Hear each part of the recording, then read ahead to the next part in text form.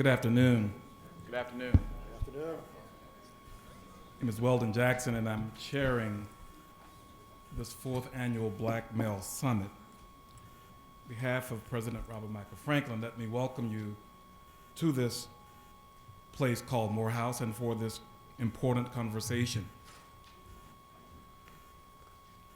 We will dispense with a lot of the niceties because we're running a little behind time. I really want to give our panelists ample time to deal with these important topics.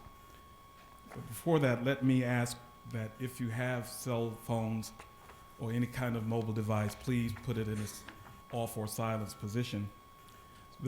These panel discussions are being streamed live, and we would ask that not that you put on for the camera, but at least look a little excited about being here and engage with the conversation as we go along. Let me then turn to Mr. Travis Patton, Interim Director of the Morehouse College Research Institute, for summit history and an overview. Travis.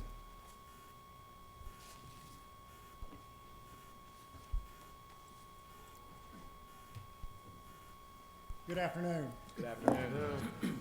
Yeah, my name is Travis Patton. I'm the Interim Director of the Morehouse Research Institute and also an adjunct professor of sociology of the Department of Sociology here at Morehouse. I'm in my 17th year at the institution and would like to share a little bit of the history of where a summit such as this has come from back when the Morehouse Research Institute was first established in 1990.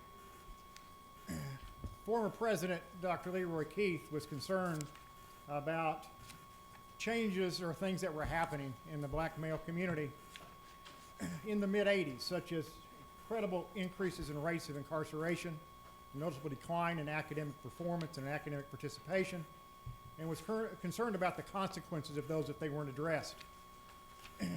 Put together a series of meetings with scholars around issues around criminal justice, drugs, education, and came to the conclusion that creating a research institute at a college like Morehouse was an essential to trying to address some of these kinds of social problems. Through the work of Dr. Jackson, through the work of Dr. Ida McKingy, who is still in the Department of Sociology as faculty there, the Morehouse Research Institute was born with some funds from the Ford Foundation and the Rockefeller Foundation. By 1992, the Institute had hired my predecessor, Dr. Obie Clayton, as the executive director of Morehouse Research Institute. At that time, we began to discuss ways in which we can address these issues, both in forums such as this, that can help us to inform public policy and to inform community action to address some of these issues. I just want to talk about a couple of those conferences that have led to action in the community. In 1992, the 50th anniversary of Gunnar Myrdal's seminal work, An American Dilemma, was conducted. Out of that particular conference came an award-winning book edited by Dr. Clayton called The American Dilemma Revisited, which helped to reopen the discussions of things that had been going on in the communities for the previous 50 years. By 1998, at Morehouse College, we convened a national conference that was co-sponsored by the Ford Foundation and the Institute for American Values around the issue of family formation in the African American community, particularly looking at the implications of the welfare reform laws that had happened in 1996. From that conference, we were able to do a press conference at the National Press Club in Washington, D.C. and get national attention through major newspapers and news magazines about these particular issues that we addressed. By the mid part of the decade of the 2000s, the Office of Family Assistance out of the Administration of Children and Families developed some initiatives, one called the Healthy Marriage Initiative, one called the Responsible Fatherhood Initiative, that can be directly traced back to our efforts in 1998 at Morehouse College dealing with these kinds of issues. More recently, in 2006, we had a conference on campus dealing with these kinds of issues, particularly focused on K-12 education, called Turning the Tassel. From that has led to an increased focus on this campus about issues of engaging African American males and others in the educational process. this has also led to some initiatives that we're working with currently in the communities surrounding the college with academic performance. We're currently partnered with the Morehouse School of Medicine, United Way of Metropolitan Atlanta, the Atlanta Community Food Bank, the Atlanta Public Schools, and a variety of other community-based organizations to create a thing called the Atlanta Promise Neighborhood. We put in an application and we were denied funding, but we've decided that this work is so important we're going to do it anyway, and just had a strategic planning meeting about that this past week. So we're moving forward on that. Thank you. So as our keynote speaker, Mr. Sheldon, was talking about, these conferences are indeed important opportunities to discuss the issues that we want to deal with both academics, in theory, in practice, and by policymakers. But as he clearly pointed out, these are not worth it if we don't move forward. So what we're trying to do is to establish ways and strategies to move forward, so that we hope that as we leave, and we'll be enthusiastic when we leave, but we want you to be as equally enthusiastic when you arrive home and you continue to implement some of the things that we learn about improving the educational performance as well as improving the lives of the communities in which we live. And I thank you, and I'm glad you're here, and this is going to be an absolutely wonderful conference. Thank you.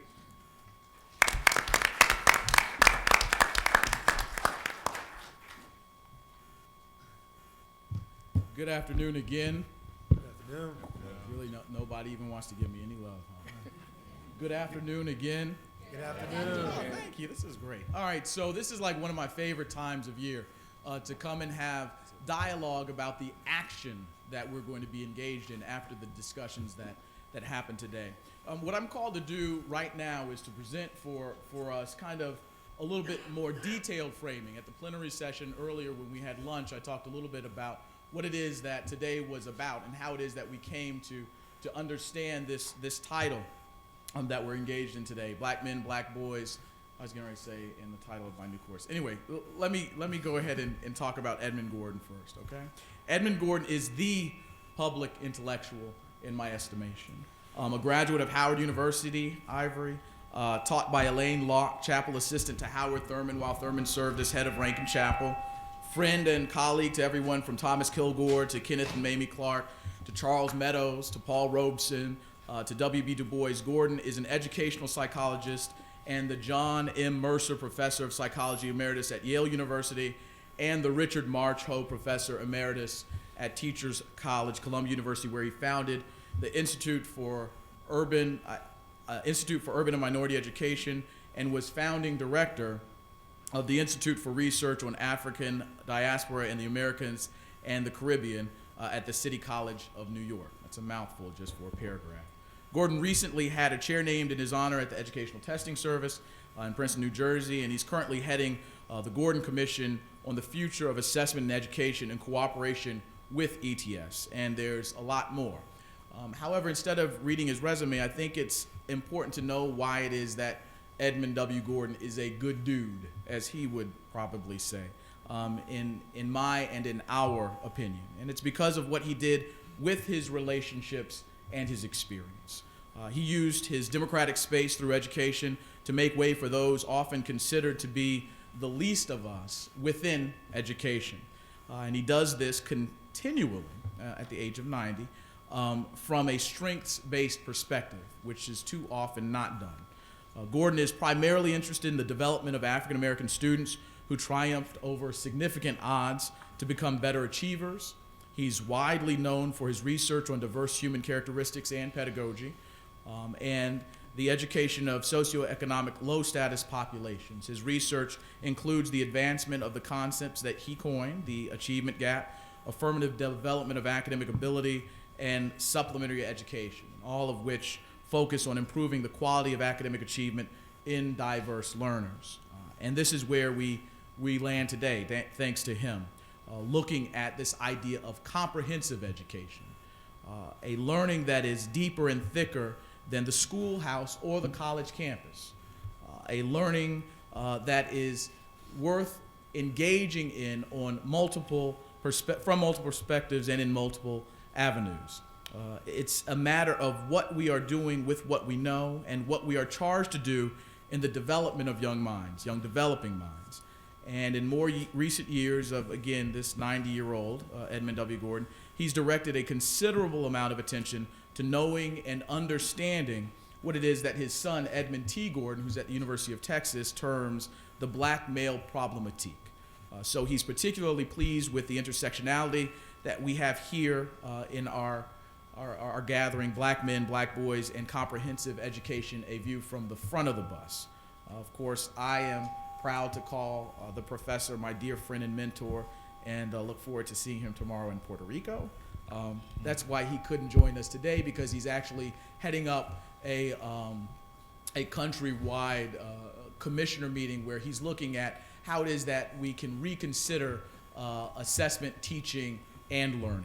But he gives his warm regards to us and thanks us for looking here at Morehouse and partnering with others in determining how it is that we're going to use our educational space, our democratic space, and leverage it towards kind of this idea of liberation, which is what we're really talking about. So without further ado, what I'm going to do is I'm going to play a little something that Professor Gordon prepared. And again, all of this is looking at this idea of the achievement gap. Right? And so the fundamental question that he asks, let's see here. I don't hear sound on this, if somebody can help out. But the fundamental question is, can schools alone close the achievement gap? So the short answer is, of course, going to be no, but then he'll get real deep on us.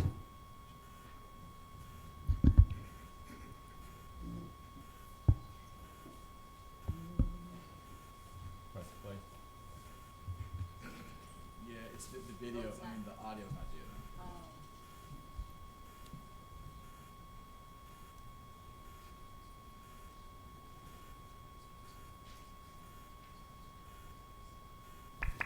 Uh-oh.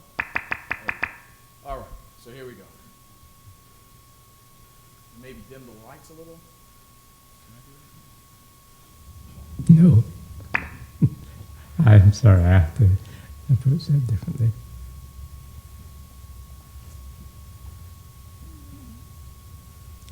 There appears to be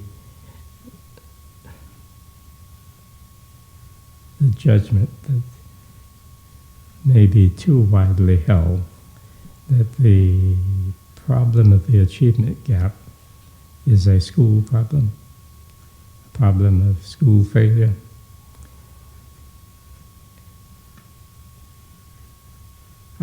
Always have trouble dealing with that position because it's right and it's wrong. Schools must carry some responsibility for their failure to educate all people well. But we may be making a mistake if we think that the solution is to simply improve schooling or even to distribute it better. I have an essay in which I talk about the possibility that the problems of education in our society are not unlike the problems of public health. 75, maybe 100 years ago, people in medicine began to recognize that good hospitals are important for the health of the society, but they don't solve the problems of health in the society. The problems of health, say 100 years ago, we began to recognize had something to do with what we did with garbage, with what we did with swamps and mosquitoes, the availability of clean water, more recently even clean air. About 50 years ago, we began to realize that even those contextual aspects of health maintenance, as important as they are, couldn't solve the problem of the behavior of the people. Health maintenance requires that I assume responsibility for what I eat, that I assume responsibility for getting exercise. These things. I think the same is true in education. I think we need good schools. But good schools alone won't solve the problem of the achievement gap or the ineffectiveness of our education programs, unless the people who are being educated also become actively involved in pro-educated, pro-intellective development activities. The attitudes of the learners and the adults to whom learners are responsible become very important features of what we're doing.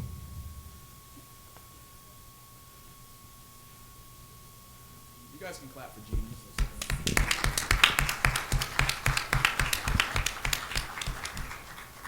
All right, so I'm going to have a seat. I'll see y'all later in the cloak of darkness.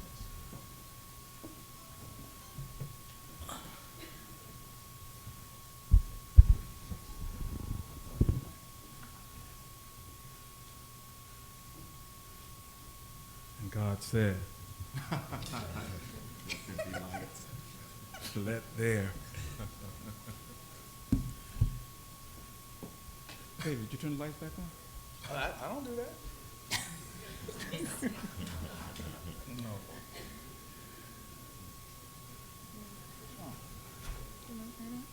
An appropriate lead-in from Dr. Gordon to our first panel is discussing transforming educational culture in search of excellence. Let me introduce the moderator of that panel, who will spearhead the discussion. Dr. Brian Marks is an assistant professor of psychology at Morehouse College and director of the Morehouse Male Initiative, whose mission is to identify factors that foster the affirmative personal and academic development of black males. He holds a BA in psychology and a minor in economics from Morehouse College, and an MA and PhD in social psychology from the University of Michigan. Dr. Marks was an assistant professor of psychology and African American studies at the University of Illinois, Chicago from 2000 to 2004. In addition to being a faculty member at Morehouse, he's also a faculty associate with the Institute for Social Research at the University of Michigan. Dr. Marks' research interests include the psychological impact of the black college experience, factors related to the retention and graduation rates of black males in college and in the US and abroad, the affirmative personal leadership and academic development of African American males. He's received several teaching awards, serves on numerous national advisory boards, including the UNCF and the Joint Center for Political and Economic Studies, and review panels include the National Science Foundation. He's been interviewed by CNN, Black Enterprise, and the Chicago Tribune. Ladies and gentlemen, Dr. Brian Marks.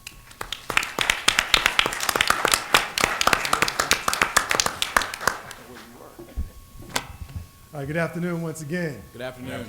All right. Very excited to be here and glad that you all saw fit to share your afternoon with us. So we have an action-packed afternoon, right? A lot of intellectual firepower on the podium. And so I'm just a facilitator along with my colleague, Dr. Dunn. But I'm a fan. It's one of those times where, people used to say when they would play basketball with Michael Jordan, and while they were on the bench, they became fans just to watch it. And so I'm a fan this afternoon to watch my colleagues display their great intellectual prowess, right? And I can say that about them. We're all colleagues and friends, and they're not shy. All right, so just a quick background on me. I direct the Morehouse Male Initiative. We are concerned with the academic outcomes of black males, generally speaking, focus on higher education, but we are partnering with K-12 entities as well. In terms of our panel this afternoon, panel A, which I'm moderating, the order will follow from sort of the, in terms of in your programs, we'll start from Dr. Ivory Toldson and work our way up. So Dr. Ivory Toldson will be followed by Dr. David Wall Rice, who will be followed by Dr. Imani Perry and Dr. Shaun Harper. In terms of bios and introductions, we're a bit behind on time, so I'll offer you their titles, but in terms of their descriptions in the program, you have paragraphs that talk about who they are and all the things that they do. So Dr. Ivory Toldson is an associate professor at Howard University, also editor-in-chief of the Negro Journal of Education. Dr. David Wall Rice is a professor in the psychology department at Morehouse College and director of the Identity Orchestration Research Lab and co-director of the Cinema Television Emerging Media Studies program. Dr. Imani is a professor at Princeton University. Dr. Shaun Harper is associate professor at the University of Pennsylvania and has started a new and exciting project, which I'll let him go into, but we are very excited about what Dr. Harper is working on. So, with that said, we will bring up our first presenter, Dr. Ivory Toldson. Now, Dr. Toldson, as you come forward, you can come on forward, is also one of the chief senior researchers for the Congressional Black Caucus Foundation. So in September of every year, there's what you call a CBC, or Congressional Black Caucus Foundation conference. And so he's one of the key folks who coordinates that. If you can make it, if you're in DC, it's a very impactful conference. They span the globe from education to politics to income, poverty, and so forth. But Dr. Toldson has played a pivotal role in the education line of what the Congressional Black Caucus actually does. So we're just going to get set up here, and I think, oh, good to go. All right, so Dr. Ivory Toldson. All right, good afternoon, everyone. Good afternoon. Thank you all so much for inviting me here, and thank you, Dr. Marks. I had the pleasure of working with Dr. Marks on the kickoff Morehouse Howard Classic in DC, and throughout that we worked on a lot of research together. There's a research study that we did on looking at the media portrayals of the so-called black marriage crisis and brought all those numbers in perspective. And I became more famous off of that work than all of my 4 years of working on black male projects. So I'm not sure if that was because people were so interested in that topic or because I was working with Dr. Marks. So I'll continue to work with them. But I'm going to talk about creating a healthy learning environment to inspire black male success. Now, the reason why I want to talk about this particular topic is because I work with a lot of schools, and one thing that differentiates the schools that I work with that seem to be productive with graduating black males and those who are having a lot of challenges is the ones that are having these challenges, they typically look at the black male problem through a lens that makes them defeated about the prospect of making any type of change. I remember the first time hearing Tim King talk, and when he talked about the culture of his school, I knew that he was on to something very big. I knew that he was giving those students a bit of a swag that, and the people I was educating them a bit of a confidence that they could make a change. But when I go to schools and I hear things like, 80% of our kids are on free or reduced lunch, and it's hard to be a social worker and a teacher at the same time, and we got to have these metal detectors because that's just the reality of the situation. In fact, anytime I hear people talk about the reality of a situation, usually they follow it behind something that's kind of negative and defeatist. This is something that you'll typically see in the news media today. This was written in the Huffington Post by Russell Simmons. He wrote this as an introduction to an article that he was writing to encourage people to view a documentary on black males. But he said if a black boy was born in the U.S. today, he would have a 33% chance of going to prison in his lifetime. It has become a sad normality, almost a backwards rites of passage for black young men to enter the penal system. Black men represent 8% of the population in the United States, but comprise 3% of college undergrads, 48% of inmates in prison, and are 5 times more likely to die from HIV/AIDS than white males. 50% of black males do not finish high school. 72% of black males in their 20s will be employed who dropped out. And so he goes on and say all these things. Now, one thing you'll notice about my edits there is there are a lot of false claims in this.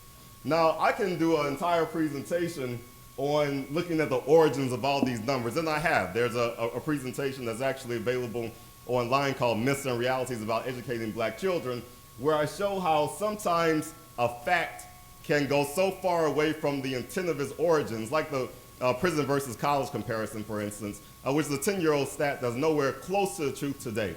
There's about 400,000 more black men in college today than prison, but yet we talk about that stat as if it was revealed last week.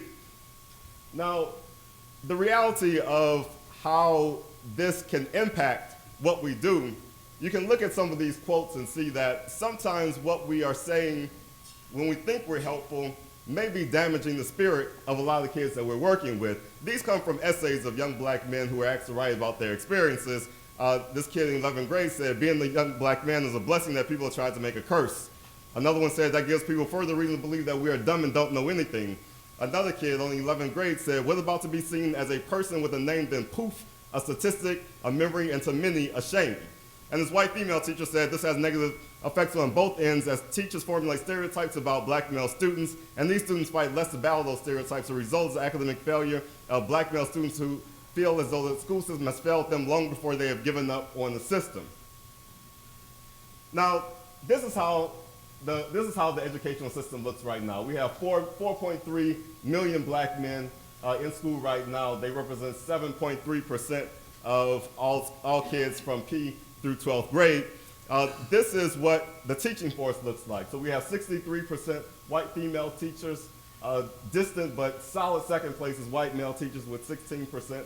And black male teachers is less than 2%. So we see that the representation of the teaching force is not as diverse as the school system itself, and that actually there's about one white female teacher for every 15 students in the United States today. There's about one black male teacher for every 530 students in school today. Now, one thing that we have to be cautious about is the over-interpretation of certain stats.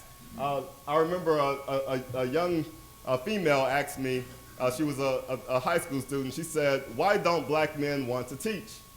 And I'm sure she said that because, one, she doesn't see a lot of black male teachers in her school, and then two, there's been a conversation about the lack of black male teachers, which is devoid of some very important information. Now, the most striking thing that's devoid of is the fact that among black males with at least a bachelor's degree, teaching is the #1 profession.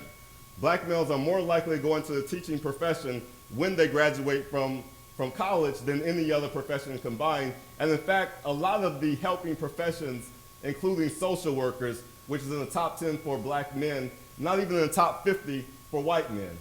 Educational administrators, counselors, which is in the top 10, 44 for white men. Black males are much more likely to go into helping professions. White males, you see the ones that are in the top 10 for white males, not in the top 10 for black males, include things like lawyers, chief executives, physicians, and surgeons. So it's not that black men are avoiding the teaching profession, it's just that we don't have enough of them graduating. So one of the primary things we need to do is to increase the overall graduation rate. We'll have natural increases in the teaching force, as well as some of these other professions. Now, as far as black males' experiences in school, and I think a lot of these experiences is directly related to the lack of diversity in the teaching force, and more specifically, the lack of cultural competence among the teachers. Because just putting black men in the classroom isn't going to resolve the problem. We need all teachers of any gender or ethnic background to be able to relate to black male students. But we see that in all of these categories right here, underrepresented in honors classes. So they're the least likely to be in honors classes, the most likely to repeat a grade, most likely to be in special education, suspended or expelled, have an IEP, or have their parent contacted about behavior problems or performance. Now, one thing we need to understand is that black males, there is a higher percentage of black males in honors classes than those who are in special education.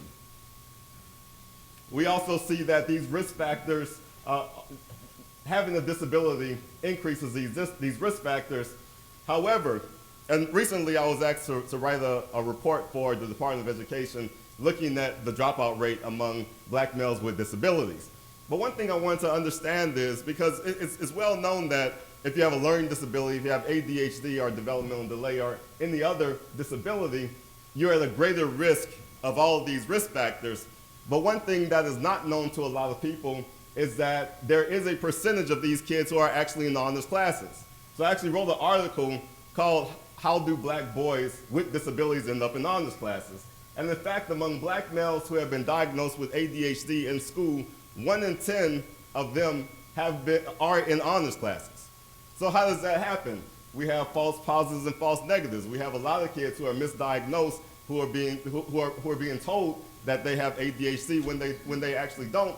Then on the flip side of that, you have those who have a bona fide disorder and it's missed because we are looking for other challenges like a conduct problem when they actually do have ADHD. Kids with ADHD actually can outperform a lot of other kids when they're put in the right environment. So kids with ADHD, it's not, and ADHD is actually a misnomer because it's not that they have an attention deficit, they have an abundance of attention.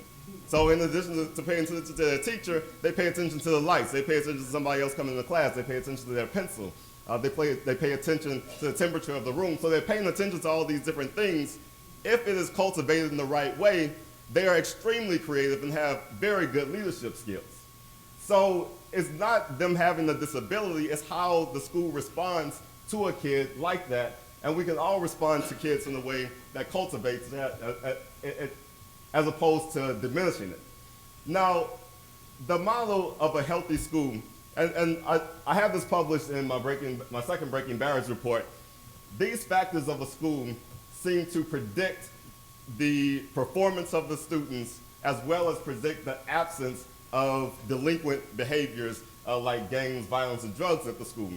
When schools are fair, and that's measured by students' perception that the school rules are fair, is understood by everybody, is equitably enforced, there's support at the school, there's adults at the school that they can talk to if there's a problem or if they have any challenges, the relationship that they have with their teachers, if they perceive their teachers being fair, caring, and among black males in particular, the word respect is always something that's very important. All of the data that I've analyzed, when the word respect is included in the questionnaire, it's very predictive of the success they have. Classroom distractions. When teachers can teach without having to interrupt their class by disciplining students, and it's free of other students distracting them from doing what they want through misbehavior, that improves the quality of the school. And all that factors in to the grades that we see, the performance of the students. Now I'll go into a lot more detail about that in the Breaking Barriers report, but in the interest of time, I won't. But there's these factors of the school that seem to improve the overall quality of the school and can lead to achievement among all students. So I want to conclude with another quote, and this is from a student who's at a school in Chicago. But he said, teachers do more than teach content. They stand as models for what it's like to be an educated person. They also serve as surrogate parents, guides, mentors to young people. If students are to believe that they may one day be educated people who can make a positive contribution to society, then they need to see diverse examples. So I look forward to hearing from all the other presenters and engaging in this dialogue around this very important issue. Thank you.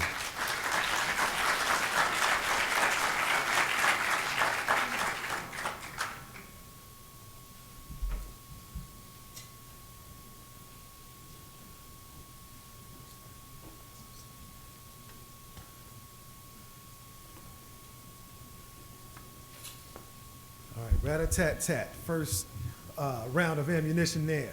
But just a quick housekeeping note. We are going to have question and answer, but that's going to be after the second panel. So we have our first panel, the second panel, and then we're going to open it up to the audience. After the first set of speakers are presented, I am going to ask them a few questions based upon their presentations. They'll respond. There'll be a quick break. Then we'll have the second panel followed by a short Q&A, and then a general Q&A. I'm looking over. Okay, all right, so we're good. All right, so Dr. David Wall-Rice, welcome to the podium.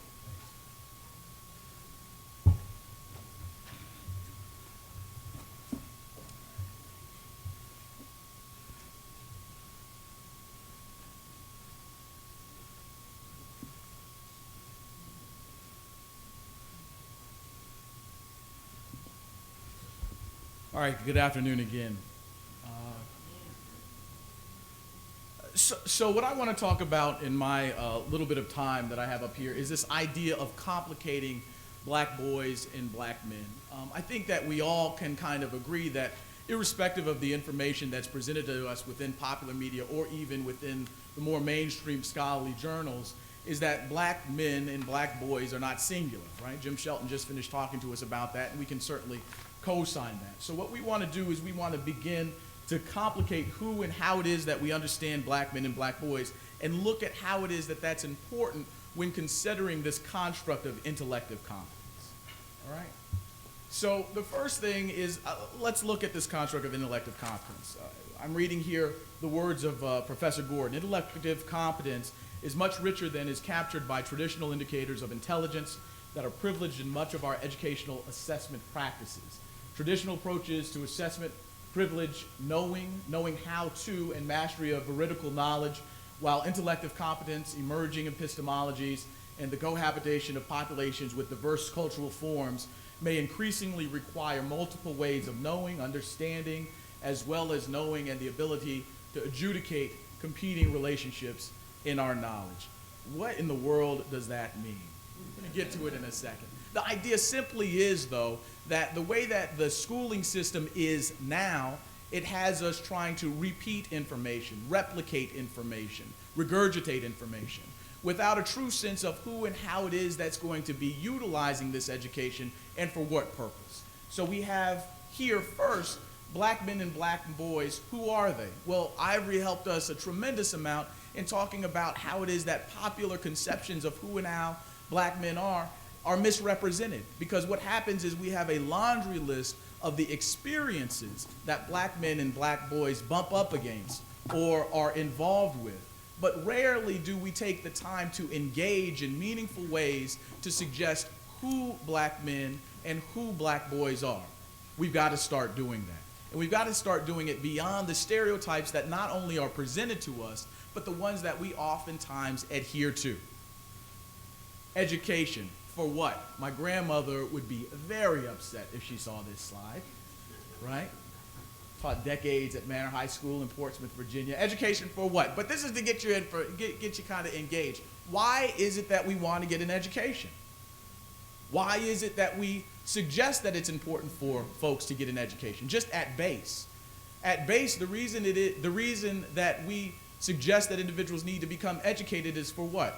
Ideas of power, ideas of respect, ideas of notoriety, right? Do these things make sense? Money, right? Am I off? Am I okay? All right, I just want to make sure, okay? So look, the thing is we have to kind of turn on its ear what it is that education is for, and also look at what education has been meant for black folks since forever, right? Intellective competence, a characteristic way of adapting, appreciating, knowing, and understanding the phenomena of human experience through the domains, of cognitive, affective, and situative competence. The assumption is that most people have the potential to be intellectually competent in an educational system with equity and justice as its core. This is a colleague of Dr. Harper's who wrote this, Ezekiel Dixon Roman, who's not in Atlanta, but rather a volume of assessment, teaching, and learning, which actually is at the back that I suggest that you all get. It's a publication of the Gordon Commission. But in marrying this question of education for what, it becomes important to look at this construct of intellective competence, right? The reason that we want and need to become educated is because, well, quite frankly, for me, it's fun, right? I like learning about new ideas. I like taking things from different disciplines and intersecting them so that there can be something meaningful that's in front of me, right? But not only that, I have been developed, and also many of us have been developed in a legacy that suggests that the reason that we become educated is so that we can, and I'm going by here a little bit, is so that we can become emancipated, so that we can become free, right? How is it that we view education as an emancipatory process or exercise, right? The way that we understand black males is in a singular space. We already discussed that. So really what becomes important for us to do is to work on this idea of visibility. There's a question of visibility, right? Ralph Ellison presented it to us brilliantly in literature, and A.J. Franklin presents it to us brilliantly in psychological thought, where for black men in particular, there's a question of visibility, because these stereotypes are so frequently assumed by us and prescribed to us by others in ways that suggest we're only visible in the ways that we can play basketball. We're only visible in the ways that we might be able to tap dance. We're only visible in the ways in which we're understood as being hyper-masculine, right? But to see the true intricacies of who we are is oftentimes skated over, all right? So education as an emancipatory process. This is kind of the context that I'm putting forward today. Well, we see that if we're engaged in this or we're interested in pursuing this as an enterprise, identity work needs to be done. So we need to reframe and reimagine who and how black men and black boys demonstrate and internalize themselves to be. Not looking at this universal template upon which is placed on black men to describe us for us that we can adhere to, but begin to look at the language, the text, the talk, the narratives, right? Dr. Toldson just presented some things that black men and black boys say. Who are they? Those are the things that need to become more paramount and privileged in how it is that we understand who it is that we're teaching, and again, for what purpose. Education as an emancipatory process. We also need to do context work. Understand popular spaces as ready-made opportunities to know who and how people are beyond pathology. You heard me say a little earlier in kind of framing the dialogue today from in being extended from Professor Gordon, that context matters, right? Context matters, and it becomes important for us to look at how it is that we can utilize differing contexts to understand how it is that we become educated. We all know that if we intend only to be educated within the edifices of schools or campuses and college, then we're going to lose, right? Because education happens in the everyday, right? Education happens at church. Education happens when you're talking to individuals. Oh, you're getting ready to make me get hyped. Okay, so context work is important, okay? All right, so then we also have agency work. Agency work is important to look at. Agency toward the end of allowing for an authentic engagement that informs the activity of learning, teaching, the internalization of information as one's own, and the development of intellective competence. That's key, right? Because we all have the ability to engage. We have an activity. Bandura talks about this idea of self-efficacy, right? So how is it that we're going to make this information our own? I'm not just doing a math problem to do a math problem. I'm doing it because it's the vocabulary and the language of engineering. And that engineering allows me to do what, right? That's the question that somebody has to be able to tap into, such that they're able to make education their own, right? They're able to own it. And then it's not a question of how it is that we motivate, because from a psychological perspective, what we're doing is we're becoming what? Intrinsically motivated. I don't have to worry about the money. The money's going to be gone, and it's not going to sustain you, right? What's going to sustain you is a sense of self, and what that sense of self says about the education that you embody and express. Okay, so do I want to talk about this?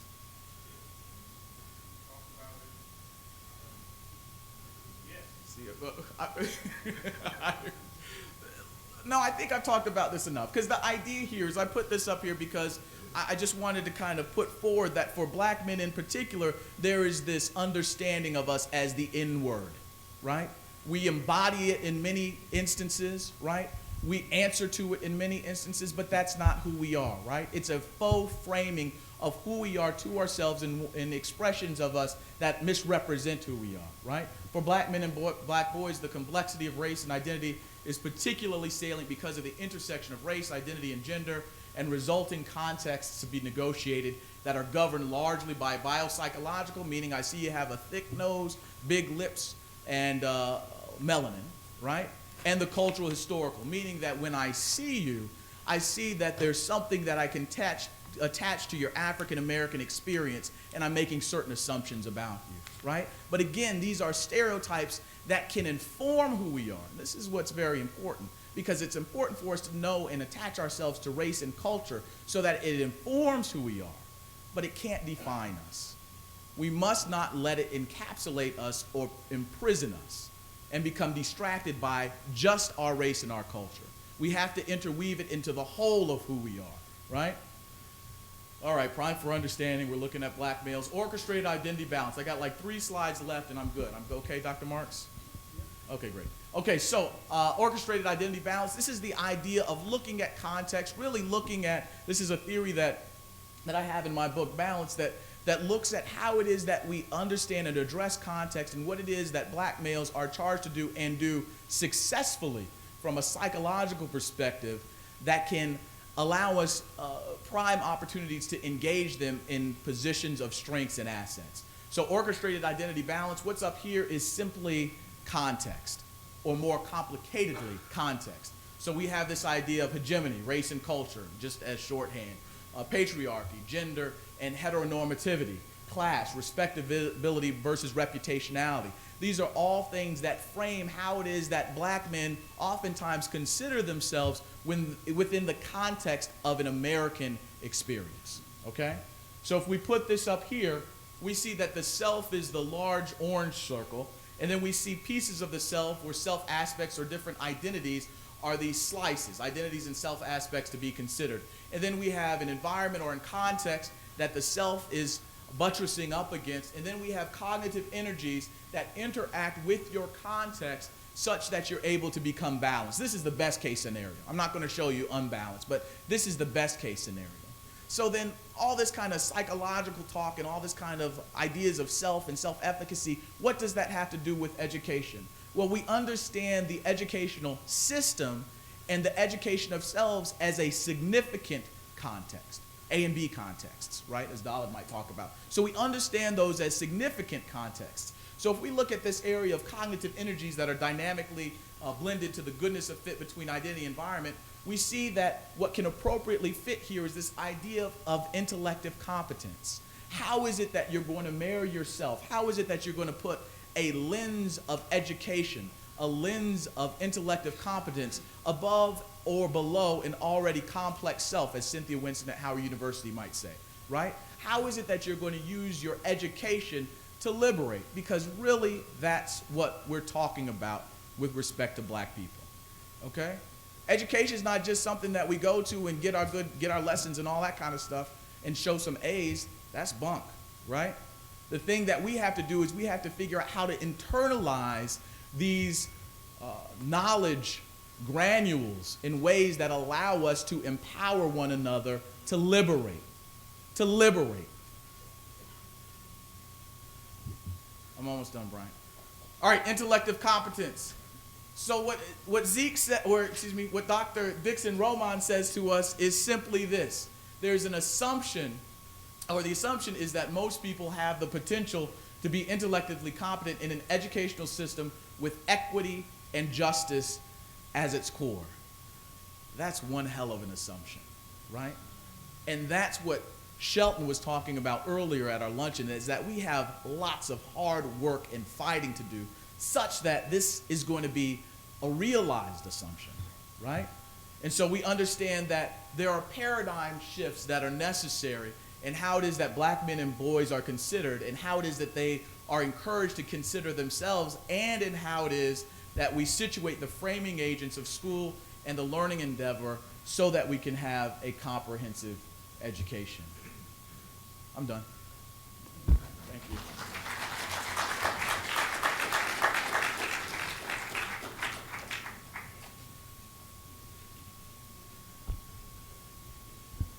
As Brian and Dr. Perry are coming up, just like to announce that there is a missing iPad. I won't say it's lost, it's just missing at the point. If you've mistakenly identified it and you picked it up, please return it to me. It's not my iPad, but just return it to me. It may soon be mine, but just return it to me if you will. Thanks. Another quick housekeeping point. We are streaming this live on the web, and so we wanted to invite you all with your, if you have your technology in hand, hopefully on Vibrate, but we do have a Twitter feed, and it is /MH Summit, correct? /MH Summit. Hashtag MH Summit. So you can tweet some questions in, and we'll try to integrate them into our Q&A session. So that's for you in the audience, as well as those who are watching from the comfort of their homes and offices. Next, we will have Dr. Imani Perry from Princeton University. Brian, can you just mute that Shaun?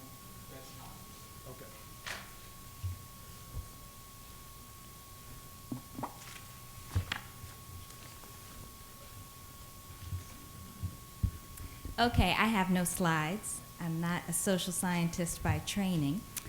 And I want to begin by saying, and I'm going to try not to get too emotional, that it is a great honor to be here with you all. In 1995, when I was in graduate school, I took a seminar in social theory with Cornell West, and it was me and 6 Morehouse men in that social theory course. Now, I had graduated from Yale in 1994, and I was used to dominating classroom discussions, which may be surprising because I'm very shy, but when it comes to talking about ideas, I'm very impassioned, and particularly about ideas that have to do with the conditions of people's lives and the question of human suffering and human potential. And it was the most deeply engaged and rigorous intellectual environment I had ever experienced, and then, up until then and afterwards. And so I hold this institution in incredibly high esteem as a place which has been the source of a great deal of intellectual nurturing for me over the course of my adult life. And so I think there's no better place than for me to have the opportunity to talk and think with you all specifically about the current challenges facing black boys who will become black men. I have these experiences sometimes. Some of you know my mother is an education scholar, and sometimes I get invited to these things and I think, did they mean the other Dr. Perry? So, you know, I'm not an education scholar. In fact, but what's relevant about what I study is I study inequality in terms of race and gender and culture. And I want to share a couple of thoughts about the particular manifestation of inequality, and then present some ideas about how to be responsive to that equality that come out of my book, More Beautiful and More Terrible, which the last time I was sort of nervous about talking in front of people who were experts in the field, I was actually talking in front of Dr. Gordon at ETS a couple of months ago, and so he liked my presentation, so I feel a little bit more comfortable now. I talk about the distinction between a static picture of equality and the practice of equality. And again, this is not perhaps an instance in which it's appropriate to go through a bunch of statistics. You know that they are dire in many areas. I think that one of the things, the two things though that I want us to be attentive to. One is that I understand the distinctiveness in outcomes between black men and black women as being rooted in some significant part at in the particular kinds of discriminations that are at the intersection of race and gender for black men. So that there are a series of discriminatory impacts and effects and intents that are directed towards black males that lead to the disparities in outcomes. I also want to always make the distinction between a static picture of inequality that says, okay, here's how things are, and aren't they dire, and looking at practices of inequality, the way inequality is sustained through social practices. And that's really important because one of the very prevalent beliefs that we get both inside and outside the black community is that we are primarily responsible for this persistence of inequality. Now, we may be the primary agents of undoing inequality, but we are not primarily responsible for the persistence of inequality. And we can see the persistence of inequality in every single measurable, the practice of inequality in every single measurable context, right? So we see it in the rates of surveillance, we see it in the rates of, with identical behaviors, rates of surveillance, rates of traffic stops, rates of pursuing convictions, sentences, and the things that, some of the things are really interesting, so that in the context, for example, of criminal law, which is one of the areas in which I've studied, is that there's further discrimination, not just racial discrimination, but in the case of sentencing, the darker you are and the more African your features lead to you having longer sentences, right? So there's also distinctions that are being made within the context of black folks. And of course, we see these kinds of things in the context of education as well, in terms of likelihood of being punished for similar infractions, likely, over placement in special education and the like. Additionally, one of the things that I'm interested in thinking about, knowing all of this, is the extent to which the practices of inequality come out of dominant narratives. And I distinguish narratives from stereotypes for this reason. stereotypes are images about people, right? You see someone, you make a judgment. Narratives about groups of people don't just allow you to make assumptions about where they fit in society, but they also guide you how you're supposed to treat people. And given that we see disparate treatment, and it's based upon ideas about what people are going to do, what their values are, and the like, I say that we are a society that's inundated with discriminatory racial narratives, at the same time as an abundance of stereotypes. And so one of the things that I'm interested in talking about and thinking about is how do we begin to do narrative shifting on the one hand, and then the other thing is how do you give people the skills to best counteract their confrontation with the practices of inequality, right? So this is self-advocacy, self-activity, similar to the kinds of things that Dr. Gordon is raising about what kinds of things can we do internal to communities. And of course, one of those things is advocacy, right? And we talk about advocating what we want to happen in public schooling, what we want to happen in alternative schooling. We talk about being vigilant about our children and whether they're put in lower level classes. We talk about being vigilant about curriculum. But I also am a strong believer that in order to best prepare people, and boys in particular, to deal with the kind of discriminatory practices that they are going to confront over the course of their life, is that we must engage in self-activity that leads to maximizing their skill levels and their opportunities. And so my work, I call this preparing people to best weather the storms of racial inequality. And we can think about this in multiple ways. I'm the mother of 2 boys, ages 5 and 8, and so some of this is also coming from my thoughts about the practice of raising them. So I'm going to talk about a couple of interventions and really specific things that are tied to opportunity and granting an academic excellence and success.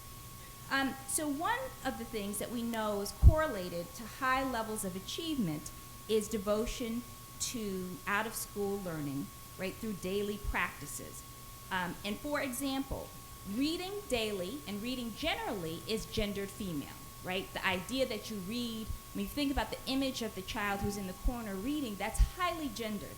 But the reality is that in terms of academic success, reading daily is an important predictor of long-term academic success. So one of the central means of doing this is through daily practices of reading, right? So active reading for an hour a day for elementary age children, including reading aloud, reading silently, discussions about the content of what has been read, and writing about what has been read, right? Having them read every day is a commonplace practice for kids at affluent schools. Parents of children at affluent schools are told, have your children read every single day, right? Outside of the homework that's assigned, right? So one of the ways that we have to counteract school inequality is to adopt these kinds of practices individually in our homes or in our community spaces, as well as in the context of community-based organizations, right? And our traditions of extended family networks and fictive kinship can be supportive for engaging in these types of practices. The other thing to counteract the impact of stereotype threat upon boys' consciousness, and I know my time is limited, so I don't want to go into a great deal of detail about talking about stereotype threat, but to counteract the impact of stereotype in boys' consciousness, it's necessary but insufficient to help boys identify male role models who are successful. That's necessary. But they also need to have conditions in which there are other boys black boys who they are seeing achieving at high levels, right?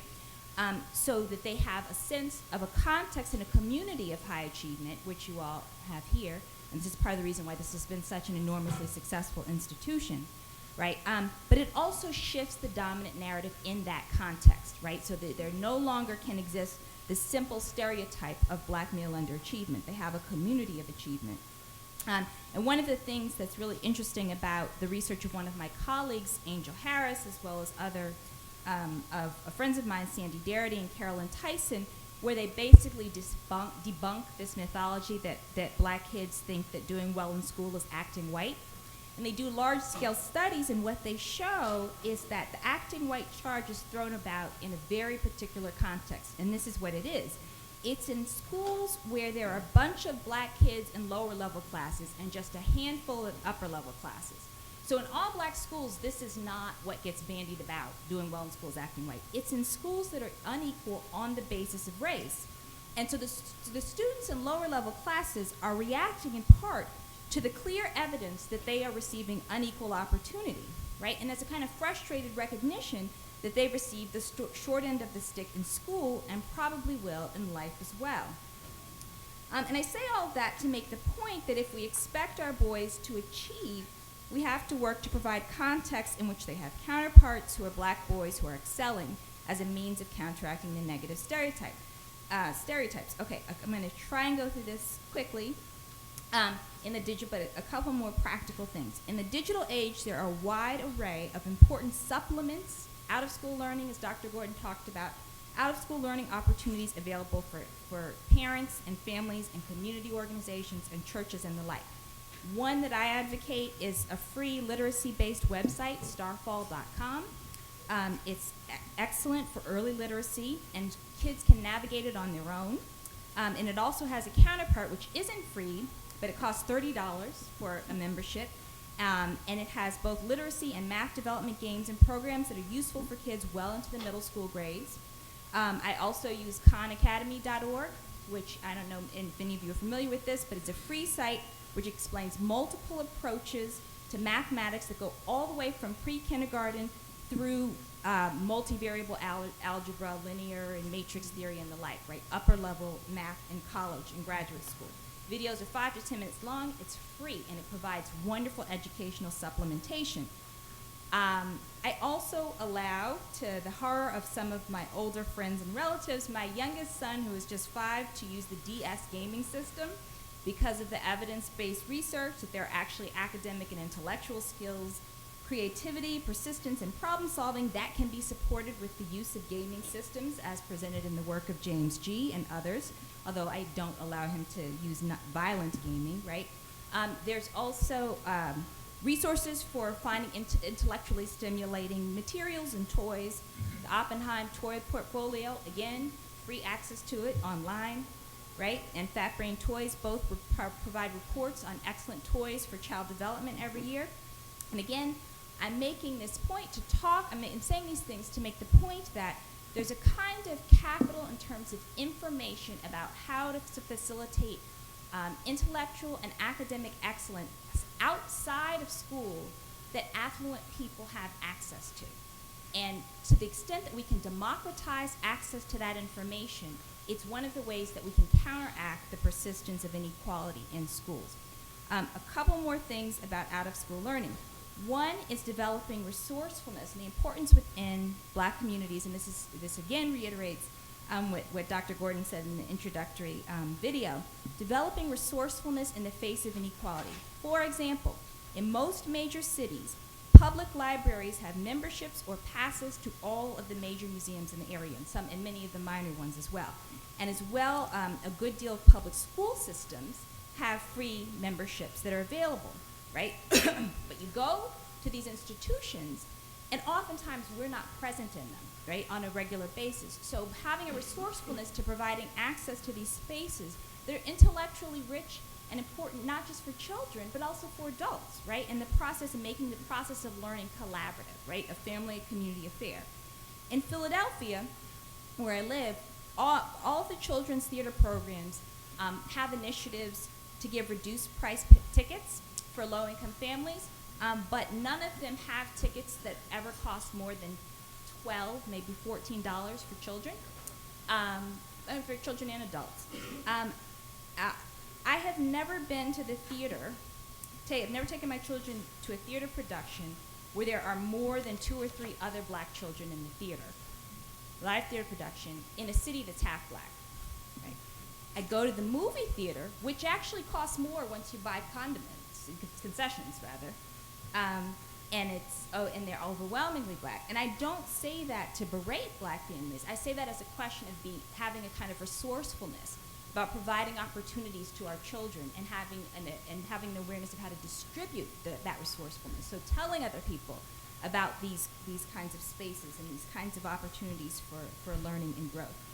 And recently, I took my children to the Pennsylvania Academy of Fine Arts for a Henry Ossawa Tanner exhibit. And Henry Ossawa Tanner is sort of one of the earliest celebrated African-American painters of the late 19th and early 20th century. And one of the things that was so refreshing about that is that there were many other black boys at the exhibit. And so the boys walked through the exhibit and they were talking to each other about the paintings and the descriptions, and they were having a wonderful time. And it was such a moving experience. And what I attribute that experience, why that was different than most of my experiences taking them to museums, is because the museum has done outreach in that instance, but also black organizations within the city have promoted the exhibit and have been saying, take your children to see this exhibit, right? And so that's part of the work that we have to do. And I want to close by saying this. In the President's recent State of the Union address, he talked about urging states to mandate students to stay in school until they're 18. And I take that in part to be a response to the evidence-based reality that one of the best ways to keep people out of prison and in the workforce is to ensure that they graduate from high school. The problem is, of course, neither states nor the federal government ensures educational equity in any substantive fashion. And this has the grotesquely deleterious effect on black boys who are saddled not only with unequal opportunity, but crushing bigotry. My response is that we need to fill that time as members of communities, as members of families, from birth to age 18 with as much rich and varied and loving devotion to their intellectual, social, and spiritual development as possible. That is a road to freedom. Thank you.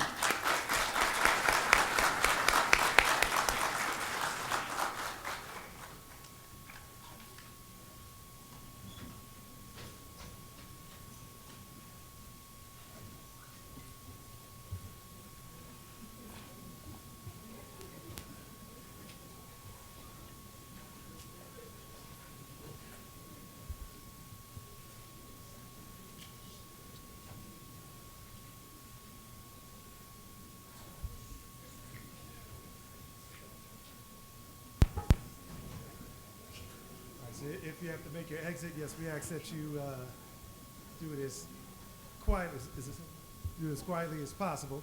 So next we'll have Dr. Shaun Harper from the University of Pennsylvania. Thanks, Brian. Can you all hear me okay? Yes. All right, good afternoon. It is a pleasure to be here with you. I would like to thank Professor Marks and the other organizers of the event who invited me here to talk about my work. I think this is such an important venue, and I can think of no better place in the country to be having this discussion at this time. I do want to spend this time talking with you all about a report that was released from the Center for the Study of Race and Equity in Education at the University of Pennsylvania earlier this week, a center which I direct. And I want to talk about it in ways that very nicely coincide with what you've heard from my three other colleagues who are very, very, very smart people who intimidate me. But I think you will see here that there's a lot of synergy among the four of us. So the Black Male Student Success in Higher Ed report, I think there are copies of it on the back table here, and there are also copies available electronic. I'll share the link with you here at the end.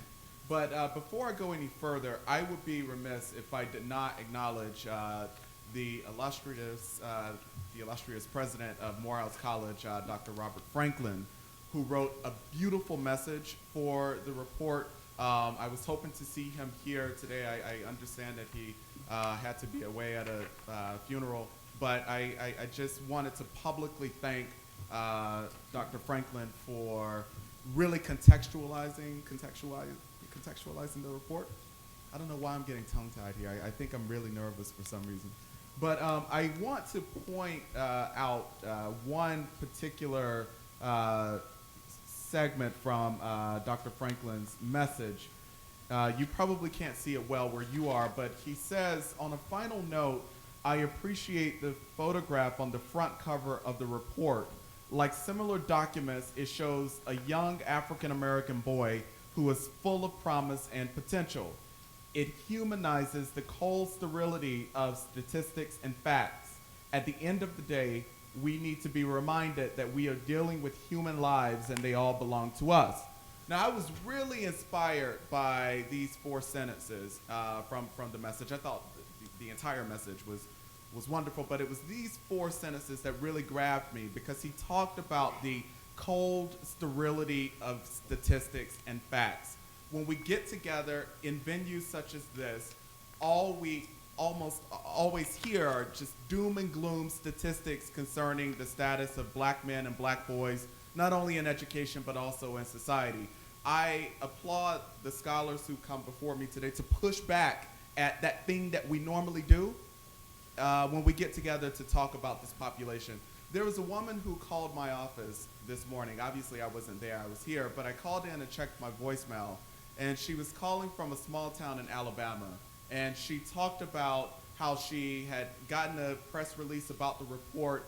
And she was so delighted to read it because recently someone in her town, a very accomplished black man, came to talk to a group of black people about black boys, and all he had to offer was doom and gloom statistics. And she thought, well, geez, here's this man who is quite accomplished. Why doesn't he talk about himself or, sort of change the narrative? I really appreciate that Professor Perry talked about that. We're not just talking stereotypes here. We are talking about a narrative that has been created. So I appreciate this platform to sort of shift the narrative a bit.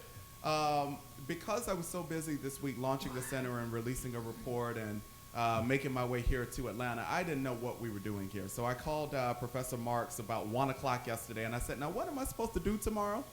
And he said, you're supposed to come and talk about what the research says about black men and black boys in education. He says you should preface your statements with the research shows, the evidence says, my work confirms, or whatever, right? So I thought about this on the plane last night as I was making my way here, and I have really bad news. The research shows, and the research consistently says that we are niggers. Simply put, it says that we are niggers. We are perpetually niggered in scholarship that's written about black boys and black men across all fields, not just education. We are consistently niggered in the media as we watch the way that black men are portrayed on the news and in magazines and in newspapers and so on.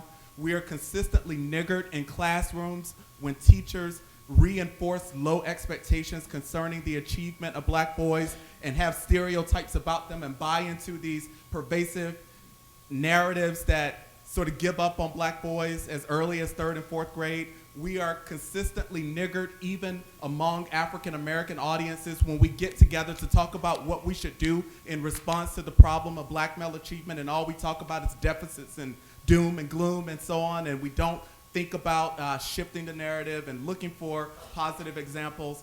I offered in a piece I wrote a few years ago a counter narrative that I called Niggers No More. The niggering has to stop.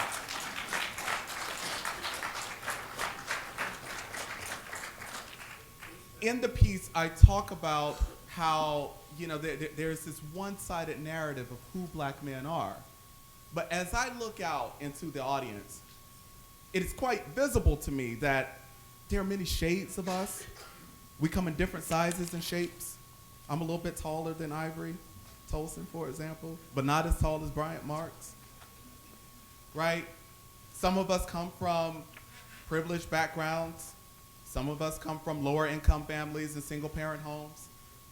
We're not all the same. But I'm not sure that that has made its way into the consciousness of people who talk about us, who write about us, who teach us, and so on. All they see are niggers. All we hear about and all we read about are niggers. So in the report, I tried to sort of shift the narrative here by using and introducing what I call an anti-deficit framework. Now, some people have said to me, well, why don't you just call it a success framework or an achievement framework? Why even put the deficit in there? the anti-deficit is deliberately activist. I am deliberately pushing back at the deficit narrative that has been written about niggers to say that we are niggers no more. That there are black men who, despite the odds and the obstacles and the historical legacy of oppression, who managed to make their way to and through schools and into college and on to graduate school and into the professoriate, and we go on to become medical doctors and astronauts and all sorts of important people, right? I'm pushing back deliberately and actively at the deficit discourse that we continue to see and hear about ourselves.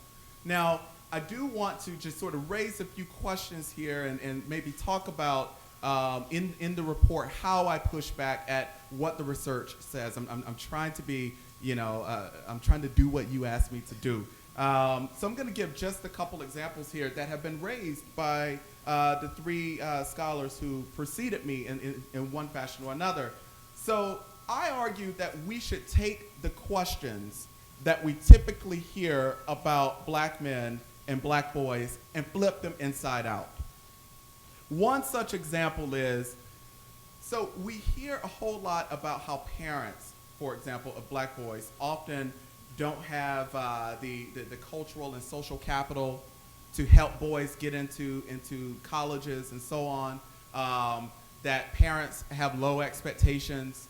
I just recently read something on Twitter like 15 minutes ago while somebody else was up here talking. I want to thank Ivory for helping me understand that my ADHD is actually a gift. It's not. So I was actively listening to what the person was saying here and reading the tweet at the same time.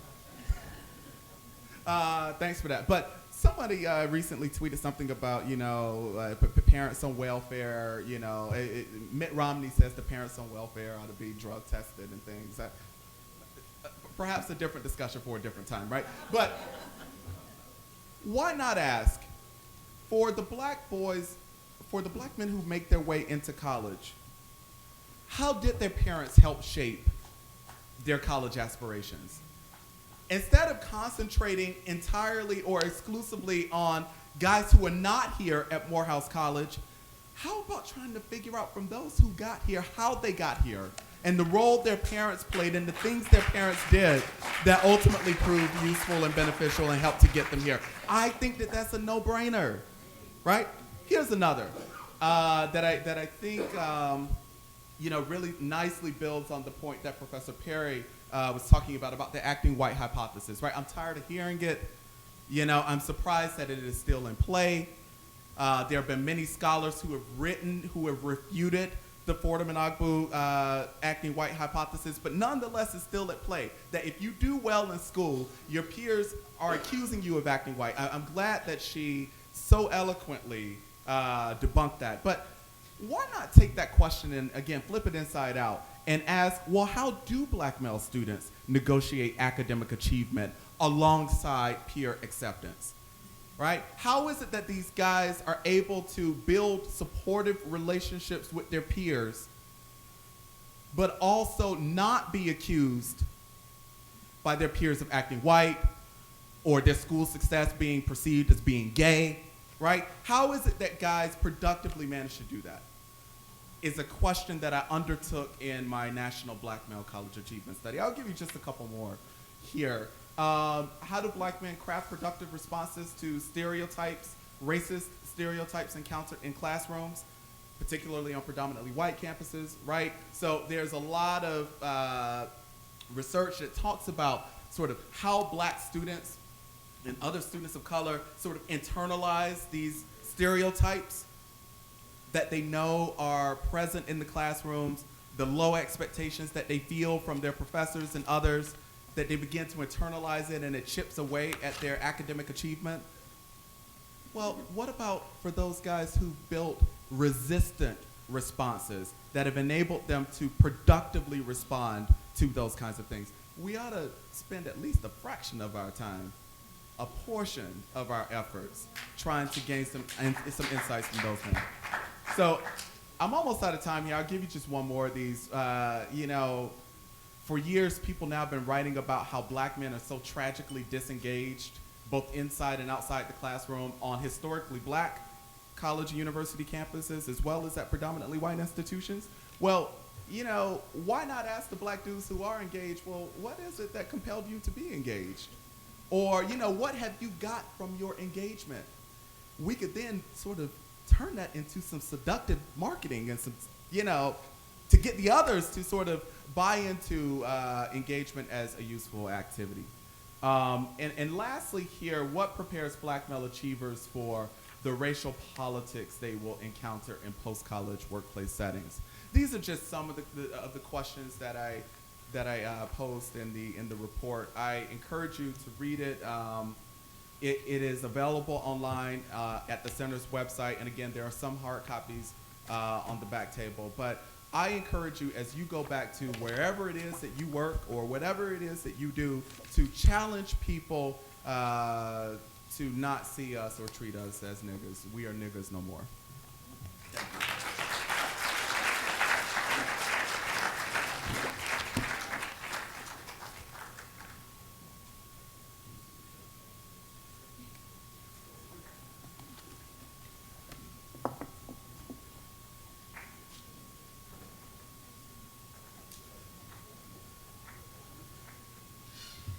So let's show some love for our panel as they come back on the stage.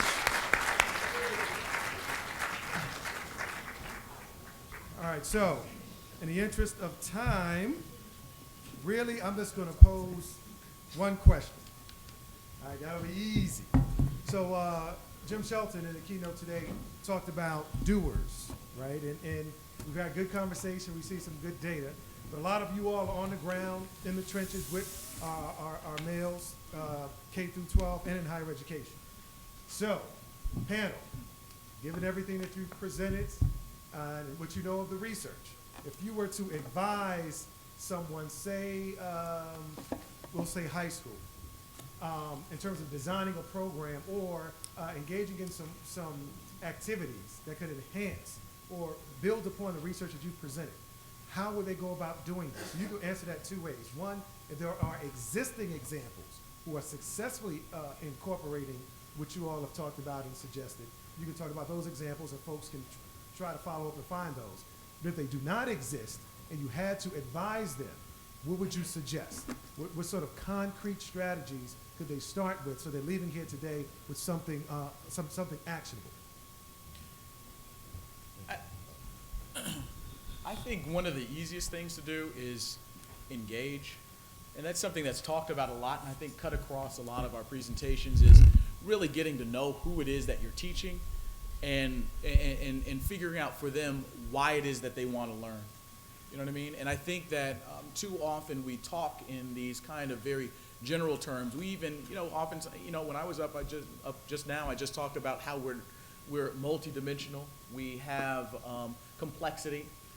But I think that oftentimes we will pay lip service to that and don't authentically engage and sit down and have conversations with the folks that we're charged to teach and to whom we expect to learn. So I think that if we're going to look at kind of concrete examples, quite frankly, I mean, you can look at Morehouse in many different ways, right? You can look at some of the classes that are taught here and how it is that students are being challenged and are being held accountable.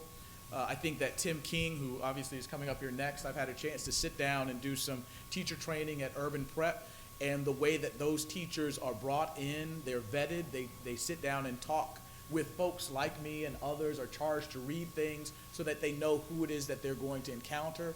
I think if we look at Freeman Rabowski's work at UMBC and look at how he took a program and then allowed it to mushroom, and now he's president, and you look at where the institution was before he got there, I think there are so many instances, as Shaun Harper said just now. He's a good friend on TV. As Shaun Harper said just now, there are so many tremendous examples of success that it seems that we've intoxicated ourselves to not believe in, right? And so if you look at Morehouse, we can cut Morehouse down. If you look at UMBC, we can always look at the negatives, but I think that it becomes so difficult for us often, folks in this room, people on this panel perhaps, becomes difficult for us to see strengths in who we are, assets in who we are, We talk oftentimes about frameworks in psychology. And I think that what happens is we become so attached to a deficit model, to pathological paradigms, that it becomes kind of a habit for us to complain and say that we don't see solutions, when there are solutions. There are as many solutions as there are individuals in the room. Appreciate that. Dr. Harper?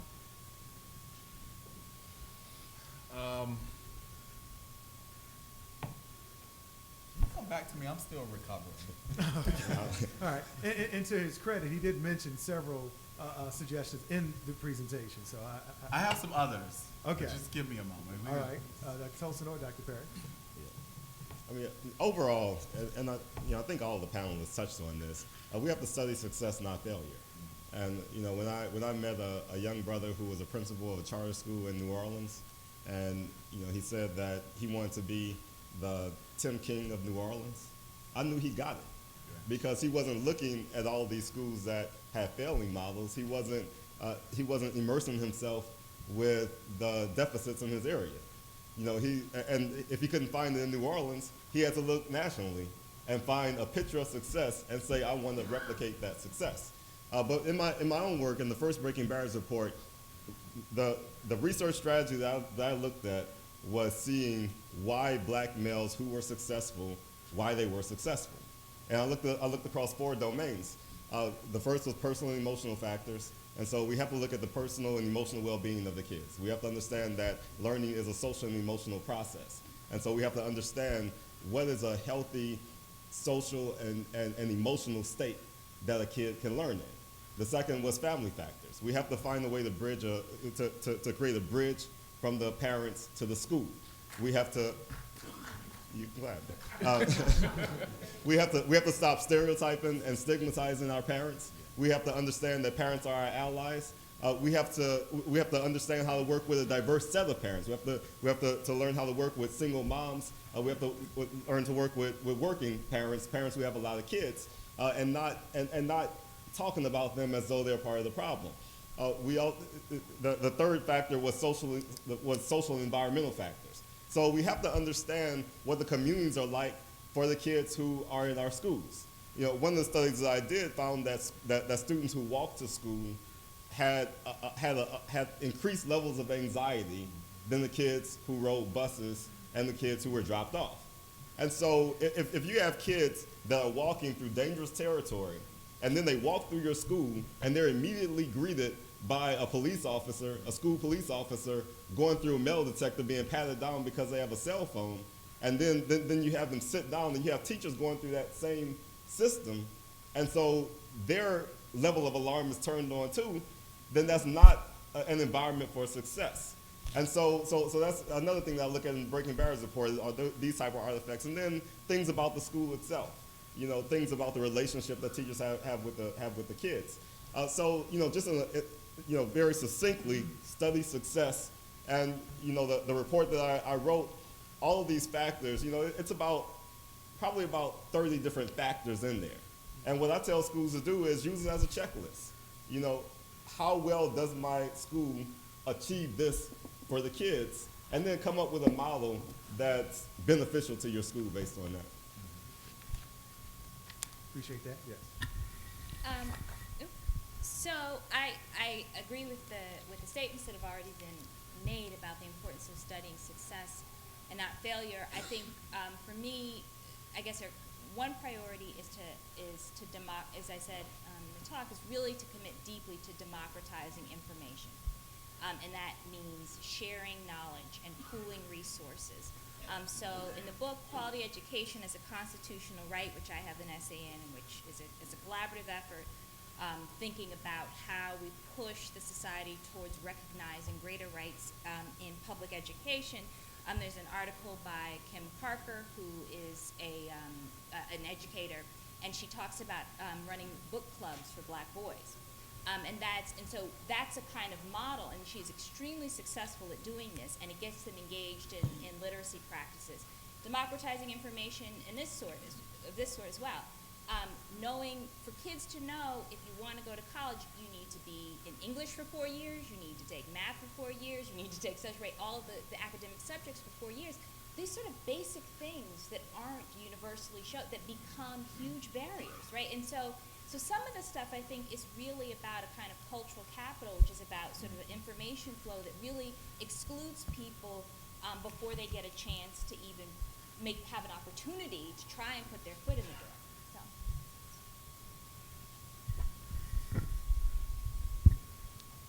All right, I think I caught my breath. So what I think I will add to the conversation here is that there is a lot of noise. I want to call it conversation, but it feels noisy to me. There's a lot of noise across the country about the status of black boys in K-12 schools and the status of black men in college. There are very real problems. I don't want to pretend like there are not problems, but there is a lot of conversation being had, a lot of one-day summits, and this is not a critique of our current space, but it's just sort of matter of fact that there are a lot of these sort of one-day convenings on college campuses where folks get together to talk about what's wrong with black boys and black men and what we should do, and folks leave feeling really energized, which is good. I like the energy, but then if it's on a Friday, by Monday that energy has died, right? So I think that we need a strategy. So we could be concerned all day long about the troubled status of this population, but if we don't actually sit down at a table with stakeholders from the community, from the schools, and various kinds of partners, and actually write something down, write down an actual plan, right? We're just gonna continue to convene year after year after year, wondering why we're spinning our wheels and not getting things done. There was something that Imani said that made me also think about a strategy that I think works very well. When she talked about the chapter in the book that is about book clubs for black boys. A public confession here, I am a gender segregationist. I believe that there are really important and powerful things that happen when sisters are able to get together just by themselves and talk about their needs, their issues, their concerns and things, and brothers are able to get together on their own without having to perform for the sisters or, perform their masculinity in a certain way. They could just be themselves and be vulnerable with themselves. I've seen that play itself out quite powerfully on my own campus. I advise a student organization for black undergraduate men where, the men talk in ways that I know they wouldn't talk if there were women around, right? They also share resources and navigational insights about how the place works. People that they've met at Penn who've been especially helpful to them that everybody ought to know about, right? There's a lot of knowledge sharing that happens in that space that I think is important. I think that we need to have things that are sometimes, not always, but sometimes for the sisters and sometimes for the brothers. And I'll stop there. All right, thank you very much, panel. Can we show some love for the panel?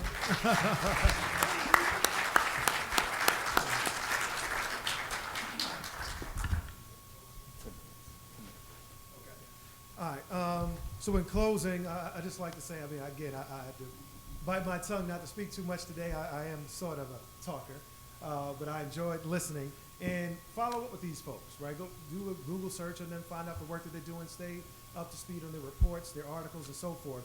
These are folks that are really trying to engage in sort of activist scholarship, where they're providing models that people can act upon. So we want you to follow up with them. In terms of quick housekeeping, we're going to take a 10-minute break, right? Then we'll have our second panel. Now, our second panel are the practitioners. So these are the folks, principals, the folks from the district, folks that are sort of on a daily basis dealing with our young boys, right? The decision makers, so to speak. But they also tell you about effective practices that they've engaged in that have been shown to be productive. So you can actually hear from them, which will be followed by a question and answer session. So.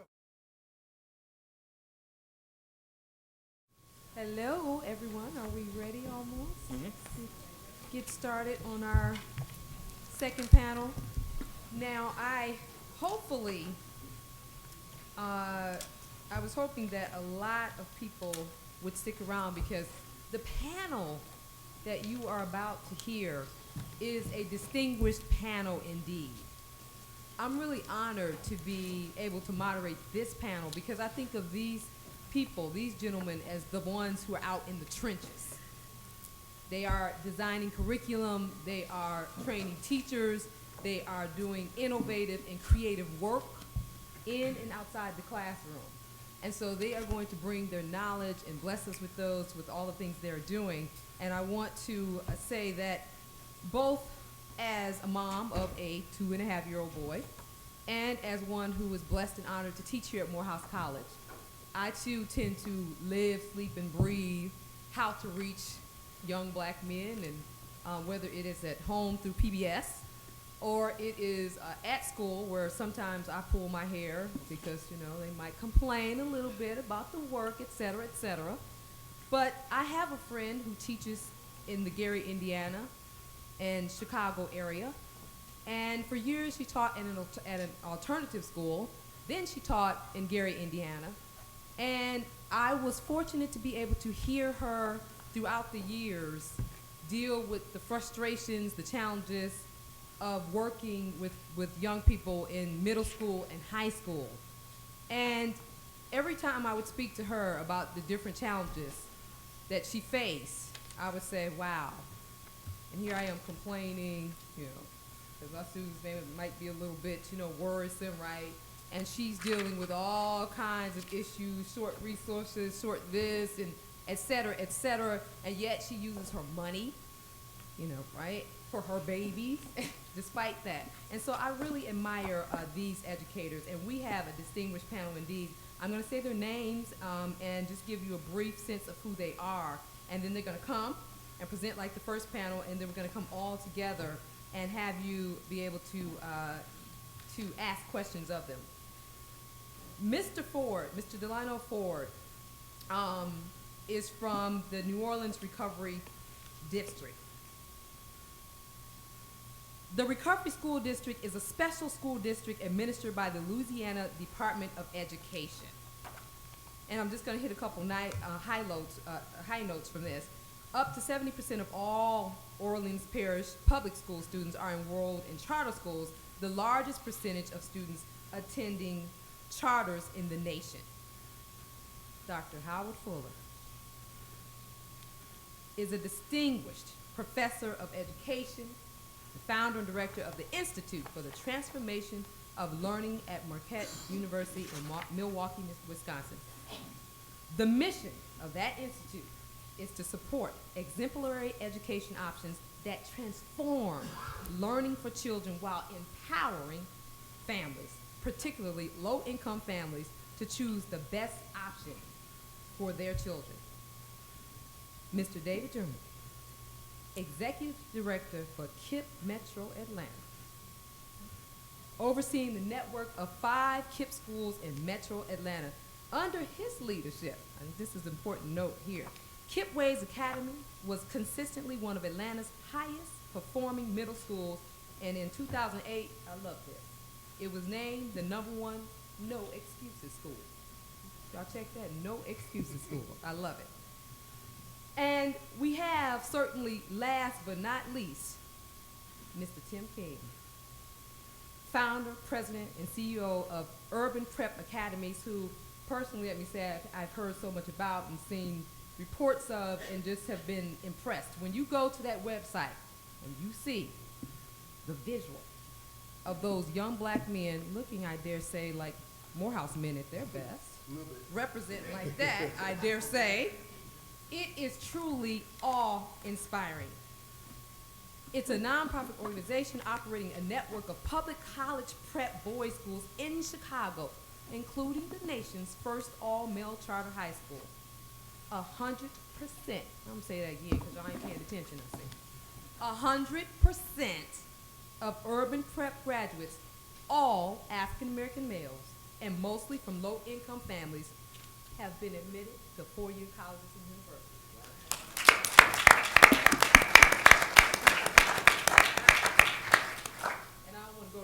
about to say amen, but y'all know that the amen is there, right? So without further ado, you are about to hear from these brilliant gentlemen who are going to enlighten us, and I know afterwards they think they're going to escape, but you're going to want to shake their hands, get the cards, get them to come, talk strategies, and all that good stuff. So, Mr. Ford.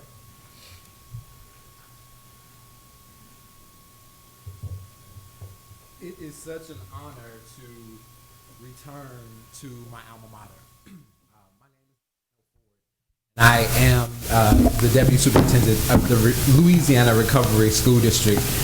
Prior to that, I also connect really well with Mr. Jernigan as well as everyone here, but I also worked as Chief Operating Officer for Kipp New Orleans. And in Kipp New Orleans, we were the fastest growing charter management organization in the country, as we tripled our size in about 2 to 3 years after the storm. So when I speak today, I'll be talking about my experiences from both places. I'm going to pull this up.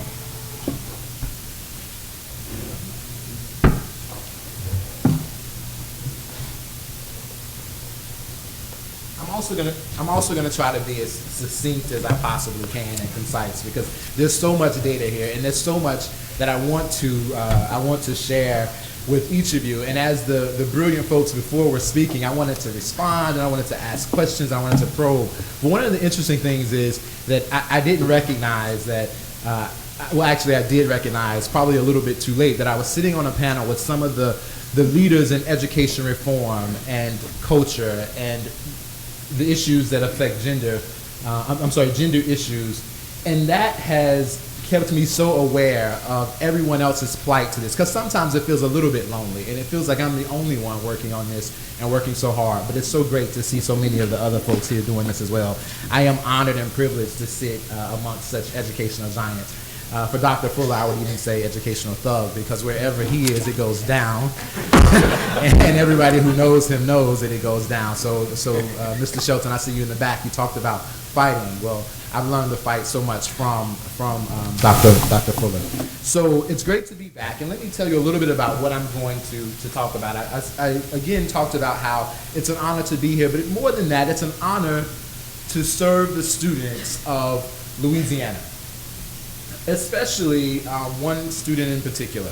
So Brandon Green, number one in his class, named valedictorian at his high school in 2003.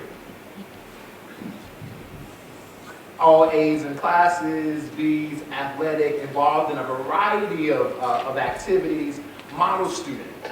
However, he fails the high school exit exam 5 times. So on graduation night, he obviously didn't attend because he didn't actually graduate. That is evidence that a system had failed him. He and all the folks around him as well. And this was in 2003 in Louisiana, in New Orleans. At the bottom here, the title of this is Transforming Culture in Search of Educational Excellence. And the work that we're doing in Louisiana and in New Orleans specifically is certainly changing the culture of school districts. And so we'll talk a little bit about that some more later, but just so that you know that this wasn't just a bad test, right? This was not just a fluke. This is also compared to the ACT score that he also received, a composite score of 11. That means that, he was in the first percentile for all folks who took the test. 99% of test takers outperformed Green, yet he was the valedictorian of his class. The numbers are staggering. Let's think about New Orleans specifically. So there was a study done before the storm which really compared how students were progressing from high school to and through college. So in 1994, we knew that 4,900 African American students entered public high school. 10 years later, 270 of those 4,900 students had earned college degrees. Many of them, it took them 6 years to do so. This lets us know that the work in Louisiana and in New Orleans specifically is dire, and it has to be a transformation that changes the culture of underserved students in the past. I know we've talked a lot about wanting to celebrate the positive, right? And we certainly will do that. And I'm gonna get to that a little bit. I think it's important for us to know what the lift is and how far we have to go to get students to where they sit in seats like this. And they look like a lot of us here and are educated like us. We've got a long way to go. However, it certainly is possible. So public schools in New Orleans, there were 128 schools in New Orleans, public schools, before Hurricane Katrina. I think it's important to know that the state deemed 68 of those schools as academically unacceptable, and as a result, 107 of them were taken over by the Louisiana Recovery School District. 107 of the 128 schools were taken over. What we do in the Recovery School District is turn schools around that are chronically poor performing for students and underserving students, especially students who look like you and I. I think it's important also to know that on August 29, 2005, this is when Hurricane Katrina came and washed away 80% of an entire city. It washed away its infrastructure, its people, took many lives, and even more than that, all of the school system. And so many folks have looked at this, and I pay all due respect to those who are from New Orleans and who were there before, and I cannot imagine what this would have been like living through this. And so I like to think about the students and the people of New Orleans as being the most resilient people in the world. And resounding is exactly what they're doing now. What this allowed for us to do, though, is create a recovery school district. I want to give you a little bit of time to read this. It gives you a little bit more definition to what we do.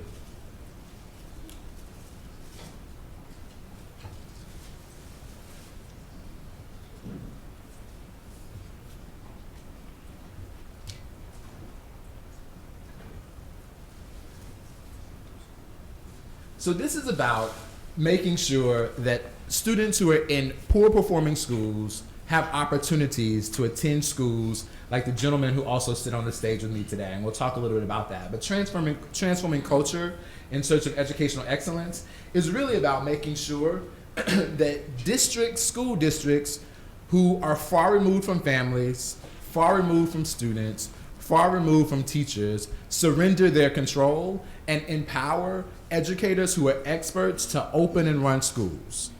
What we do is allow parents to choose the school that's best for them, instead of allowing just because of where they live or because of what their income is or any other demographic or any other detail that they may not be able to control, but we allow them to choose what school is best for them. And we empower schools to develop their own budgets, to set their own programs, to decide what field trips they want to spend, how much they pay folks, etc. It's also important to know that principals have the power to do all those things, and what we simply do is monitor and support in the Recovery School District. So we're turning the school district on its head, right? And this is not your mother's old school district of someone sitting downtown in an office, sending out mandates, telling everybody what to do, but it is certainly letting folks know in schools, this is how we're here to support you, what is it that you need, and let us empower you to do that. And for monitoring and supporting, we simply place a bar of expectation that is required for your school to maintain its ability to operate.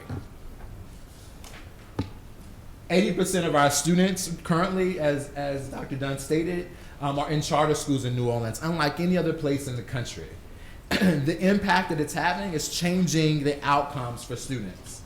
I think one of the most important facts is that the RSD is currently ranked #1 for 4 consecutive years in cumulative gains across all grades and all subjects.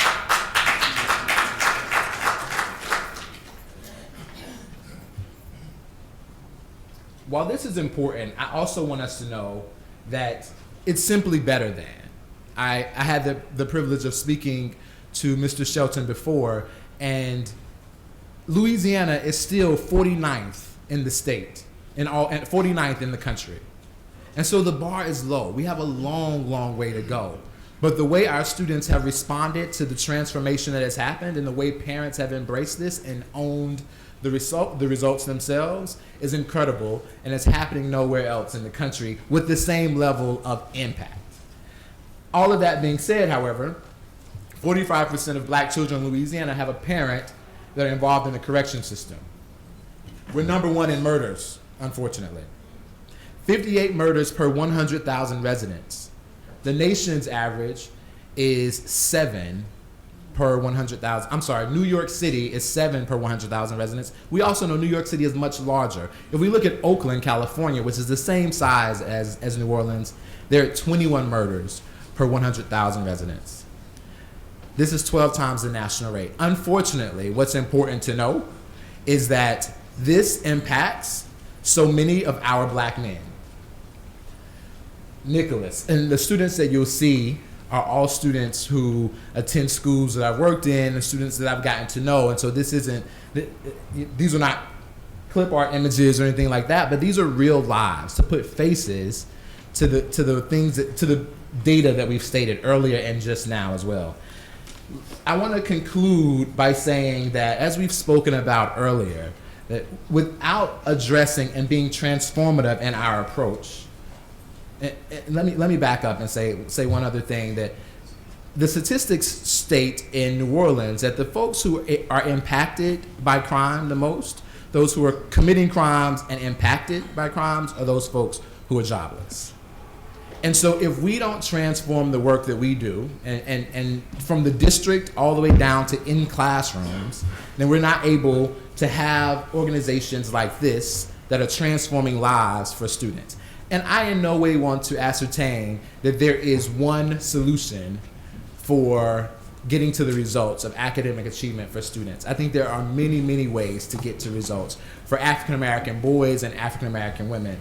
I also know that the situation in New Orleans is very, very unique because there was a natural disaster that washed away a deplorable system.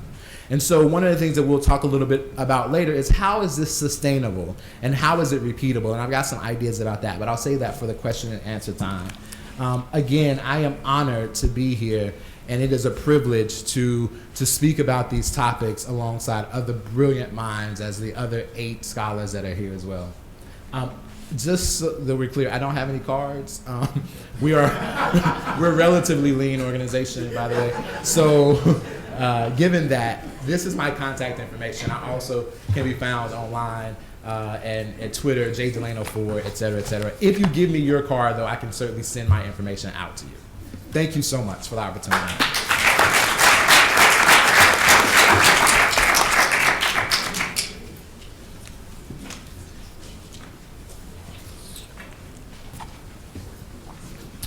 Good afternoon.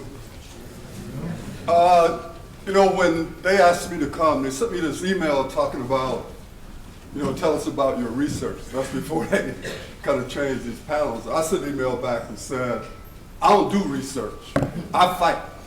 And so, but I use the research y'all do to fight. So I want to thank you. I want to thank you seriously for the research, because it's important when you're out there every day fighting. And so I want to talk about this sort of from a little bit of a different context, although I do chair the board of a small high school in Milwaukee, 9 through 12, in one of the worst areas of the city. We done put a stake down, and we're serving 155 black kids, 9 through 12, every single day. And in fact, one of them, he's not here now, I brought him with me, Ryan Gray, because he runs around our school with a soon-to-be Morehouse man sweatshirt. So since I was coming here, I brought him there and taken him on a tour. So let me try to explain sort of how I view this. First of all, I believe that our children are our most precious gift from God. And that is our responsibility, with God's guidance, to love them, to care for them, to nurture them, and to make sure that every single one of them is educated. So I start there. Then I start with the image that you must understand, because it's always with me. About 3 weeks ago, I was in Greensboro. And I was at the International Civil Rights Museum, which is the site of the Woolworths sit-in. And as I was standing and sitting on the actual counter where the 4 students from A&T sat, this image that stays with me is that on February 1st, 1960, 4 black men sit down at a lunch counter and demand to be served. And in 2012, 4 young black men sit down at a lunch counter where they're welcome and can't read the menu. And so what I ask myself is, how did we Negroes allow this to happen? This is not white people's fault. This is our fault. Because we are the most accommodating race of people on the face of the earth. So when I started thinking about our black boys, and I don't want Dr. Johnson, anybody, to get mad about what I'm going to say. But I heard about the village, and you know how it is when we invite these white politicians to come to the black church during the election, and some of these bougie Negroes too, they get up there and the first thing they say is, it takes a whole village to educate a child. First of all, most of them don't even know where the village is, ain't been to the village, couldn't find the village with MapQuest. Talking about it take a whole village. So as we talk about this issue, I want to give y'all another parable, another African parable. One of the scariest books that I've read is The World is Flat by Thomas Friedman. The only book that's scary is their new one, That Used to Be Us. But in The World is Flat, he says, every day in Africa, a gazelle gets up. And a gazelle knows that if it can't run faster than the fastest lion, it's going to get killed. Every day a lion gets up, knowing that if it can't run faster than the slowest gazelle, it's going to starve. Either way, when the sun comes up, they both start running. And so what's happening is, all over this country, all over this world, young people are getting up, and they are running faster than our best young people. And so if they're running faster than our best young people, what chance do our kids have in Atlanta who can't read, can't write, can't think, can't analyze, can't compute? No chance. And I know we're talking about black boys, but let's be clear, our girls are in trouble too. And in fact, in our school, the people who fight the quickest are the girls. These girls are buck wild out here, and I understand this is a black male summit, but I'm just telling you that all of our kids, male and female, are in trouble. And so what's clear to me is all of us want to come to these conferences to talk about change. And the one thing that's clear to me about America is everybody wants change as long as don't nothing change. You feeling me? And some of us come to the conference and niggas feel like they done something because they came to the conference. And they feel like we liberated because I was at Morehouse at a conference. Ain't gonna bust a grape once you leave this place. So, I'm just saying.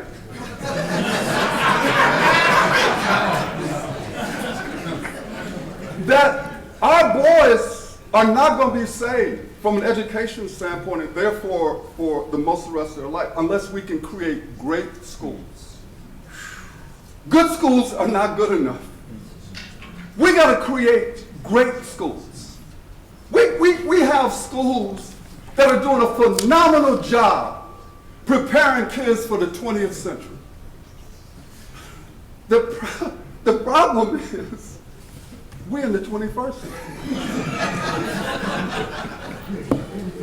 And there was a dude who said, there's nothing worse than doing something efficiently that should not even be done at all.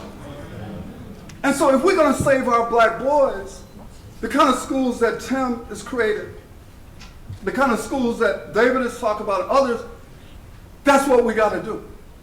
And so if we're really going to leave this meeting right here and be serious, then y'all should understand the fight that's going on right now in Georgia about charter schools. You see that sister right there from Ivy Prep? I know it's about boys, but she's created a great school for girls that is in danger because of the politicians in Georgia who essentially want to shut down charter schools.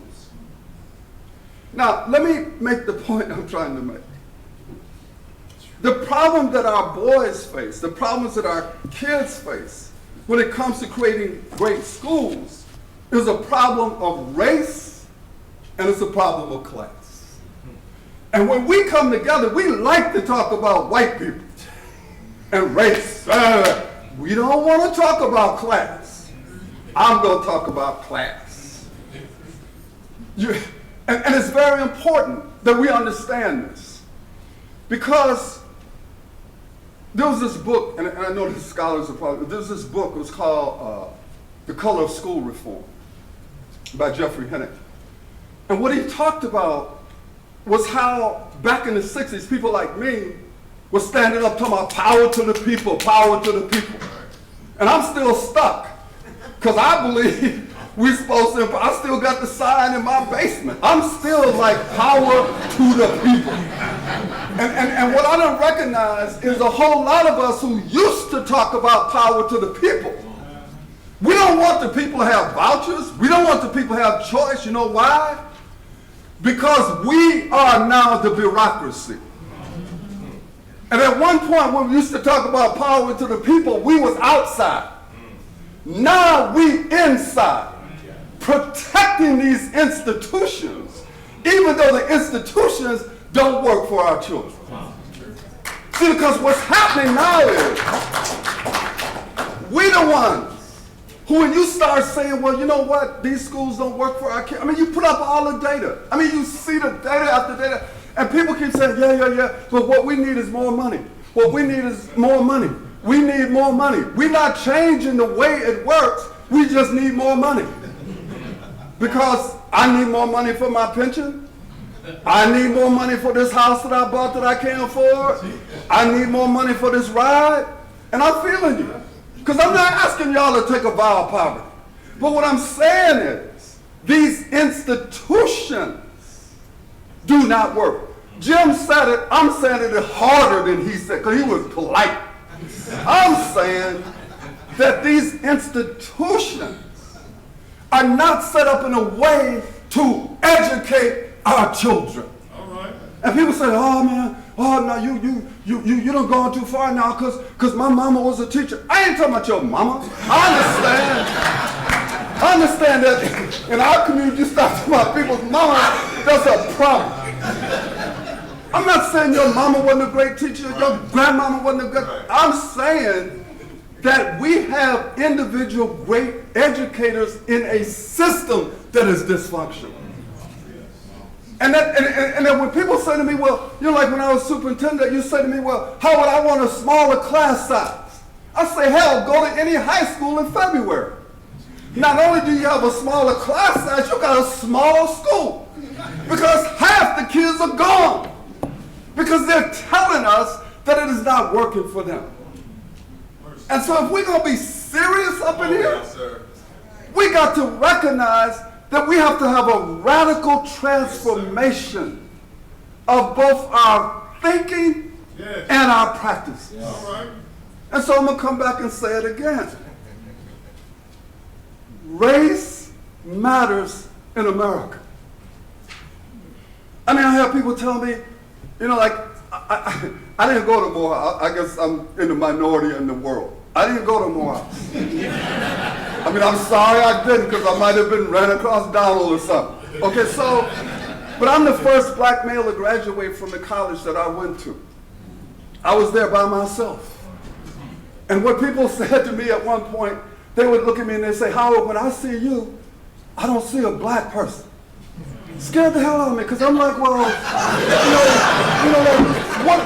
what do y'all see? How could you look at me and not see a black person? But what they thought was that they were giving me a great thing to tell me they didn't see a black person. I don't know what I'm talking about. We grew up in Milwaukee. We didn't see a black person. Because they felt like in order to honor me, they had to neuter me. And people run around the country, and you young people have to explain this to me, because I now understand we're in post-racial America. I don't know what that is. I mean, I know it's something. I don't know what it is, because race still matters in this country. If you black in America, it matters. Come on now. And if you poor in America, it matters. All right. The only people in America who tell you that money don't matter are people who got money. Don't nobody who's broke in America roll around talking about how cool it is to be broke in America.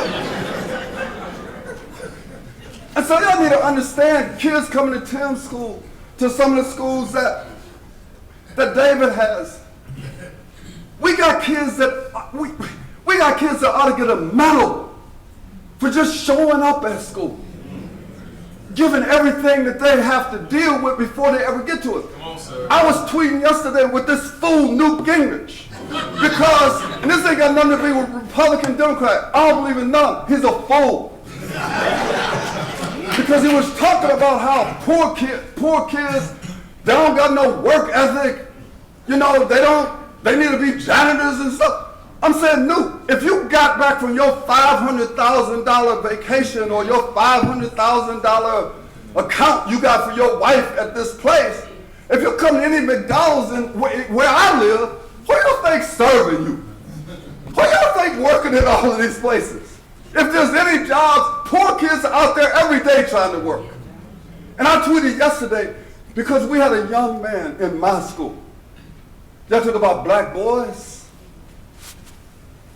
He did a presentation on Saturday at a college, the college I graduated from. We got a partnership. And his mother came. And she was so proud of him. She died Monday. Cardiac arrest. He was in school Tuesday. Because he said, I don't want to get behind in my work. Don't tell me that we don't have black boys who care about their education, who care about themselves.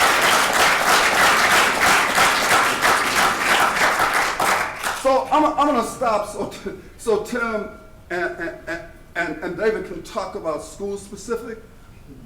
But I just want to leave y'all with this. And I'm with people who kept saying, don't keep talking about how terrible our boys are. And we have great young people. You know, Mortimer Adler said it years ago, there are no unteachable children. What there are adults who have not figured out how to teach them. Our children have a genius. The issue is not how intelligent are you. The issue is how are you intelligent? All right, that's good. Because so many of us don't understand how to reach the genius that are in our kids. Come on now. Because it's there. Yes, sir. Y'all feeling me? Yes, sir. We're going to win this. All right. You know why? Because the people that could survive slavery, we can get out of this. Thank you.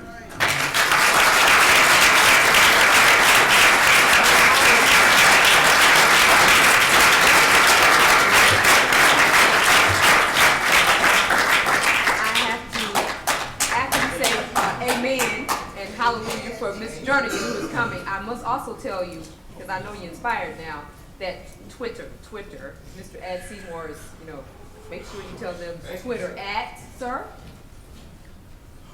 It is MH, hashtag MH Summit, Twitter. I'd like to yield my time to Dr. Fuller. It's hashtag MH Summit. How do I ask? Microphone's on your left.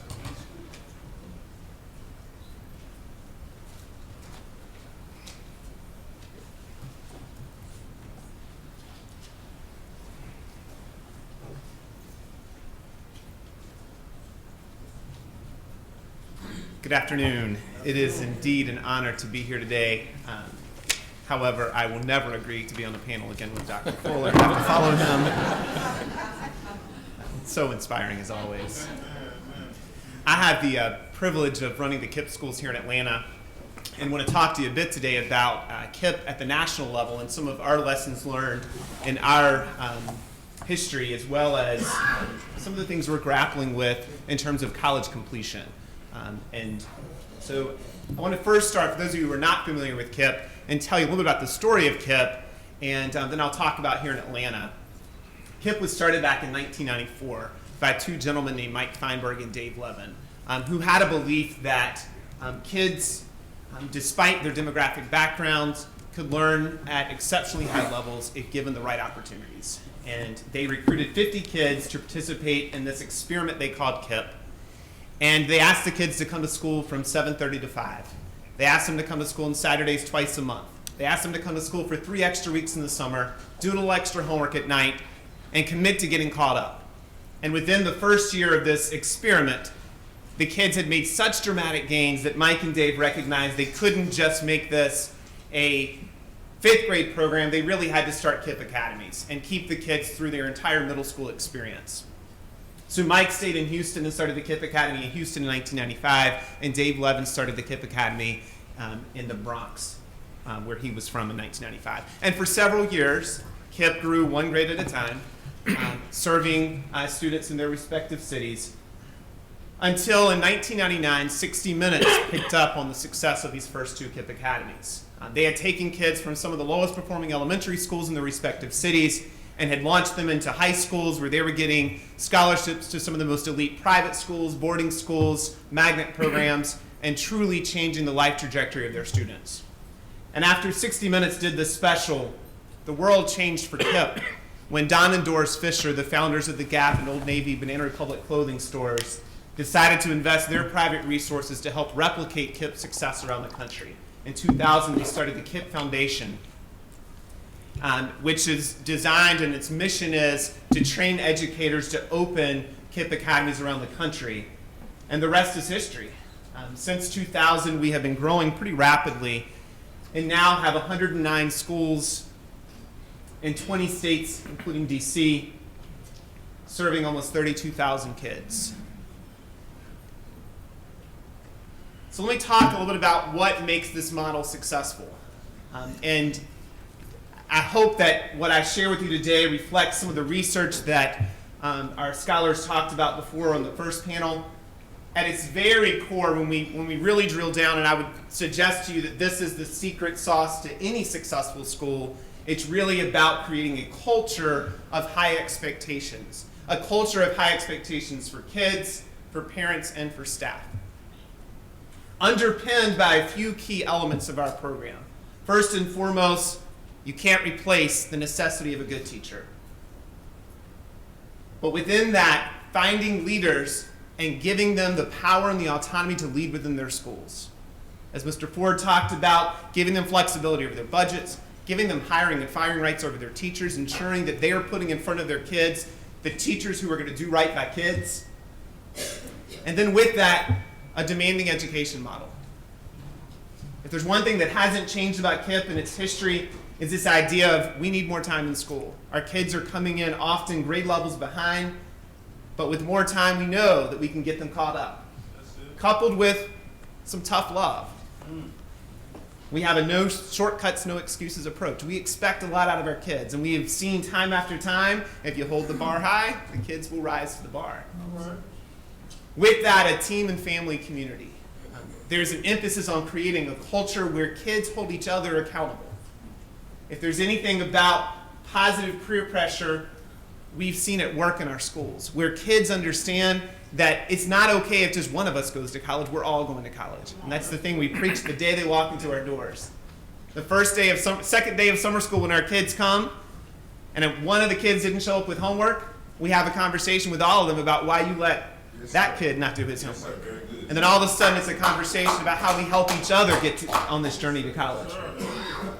One of the other things that we focus on is a long-term commitment through college with our kids. So while our schools started as 5th through 8th grade academies, and KIPP has evolved to be an elementary as well as high school programs around the country, the commitment has been there and the promise has been from the very first day, we're helping you go through college. And we follow and track our kids and support our kids through that journey. And finally, there's a focus on measurable results. Not just test scores, but other clearly defined metrics to ensure that we have healthy, sustainable schools. And the results indicate our kids come in at the end of 5th grade after only a year with us. About half of our 5th grade classrooms around the network are outperforming the districts in which they operate. And by the end of 5th grade, they're outperforming nearly all of the districts in which we operate. If you look at nationally normed reference test, our kids are coming in on the national norm reference test performing well below the national average and leaving us within 4 years well above the national average. If you're not a test score expert, this kind of growth is nearly unheard of in education. Usually a normal educational growth is you flatline. Making 1 year's worth of growth is you stay consistent. So the gains are there, but most importantly, the measures by which that we look at to measure our success are these. 94% of KIPP students who finished 8th grade with us, this is an important statistic to make sure you understand, we're talking about our middle school students, because for years we've only been operating middle schools until recently. 94% of them have graduated from high school, 84% have matriculated to college. And by 2015, we'll have 10,000 KIPP alumni in college and 1,000 more matriculated students. So let me give you a little context of Atlanta first, and then I'm going to talk to you about what's really on our hearts today with regard to college completion. So I have the privilege, as I said, of running our 5 schools here in Atlanta with an incredible team. I founded KIPP Ways Academy in 2003. It's a few blocks down the street from here if you're from Atlanta. And then we have 4 other middle schools in operation today, as well as our first high school that opened this past summer. We are in the process of growing. So within a few years, we'll be serving about 3,300 kids here in Atlanta. Most of our schools are in Atlanta public schools. We're launching our first primary school this coming summer in 2012, and have really excited about the potential of the impact that as we're expanding our impact here in Atlanta. Since our inception, though, we've always been focused on this idea of getting our kids to college. And these are 2 of our KIPP alumni here from Atlanta who are here at Morehouse. And we have several others from around the country here at Morehouse. But we've begun to recognize that getting our KIPPsters to college is simply not enough. And I'm going to throw a few statistics out here. This is probably for folks who already know this stuff. Only 30% of U.S. students earn a college degree, right? But if you look at students from top quartile income families, the statistics look very different, about 80%. But if you look at students from the bottom quartile income families, you're looking at less than 10% of kids who actually get their college degree. It's 8%. But let's peel back the onion a little bit. This, to me, is perhaps the most disturbing statistic when I look at college completion rates. I want to focus you in on the fact that a low-income student who is considered a high-achieving student is less likely to graduate from college today than a low-achieving, high-income student. Said differently, and maybe I'll use Howard Fuller speak, a dumb rich kid is more likely to graduate from college than a poor smart kid in America today. Something's wrong about that. And if we don't get angry about that, I don't know what else will get us angry. If you look at persistence rates for African Americans versus whites at state flagships, you see how the gap dramatically increases over time. And clearly finishing that first year of college isn't enough for our kids. So I'm going to be very transparent with you today because this is something we're grappling with as an organization. As we have been looking at the success rate of our students, we now have enough data to track our KIPP students to and through college, and we're looking at the success rate of our kids. We're proud of the fact that our kids are graduating at 4 times the rate of students from low-income families. That's something we're celebrating. We're not pleased, though, that while we've gotten 85% of our kids to college, only about 40% of them have actually graduated from college. Something's happening in those 4 years that's keeping our kids from actually completing that dream that they have. And so what we've learned through this is that our approach has to change. Now I'm going to go through just a couple of things that we've come to believe are the 5 critical success factors that will impact college completion rates of our Kippsters, and I would suggest impact the college completion rates of any kid. First and foremost, you can't replace the necessity of academic readiness.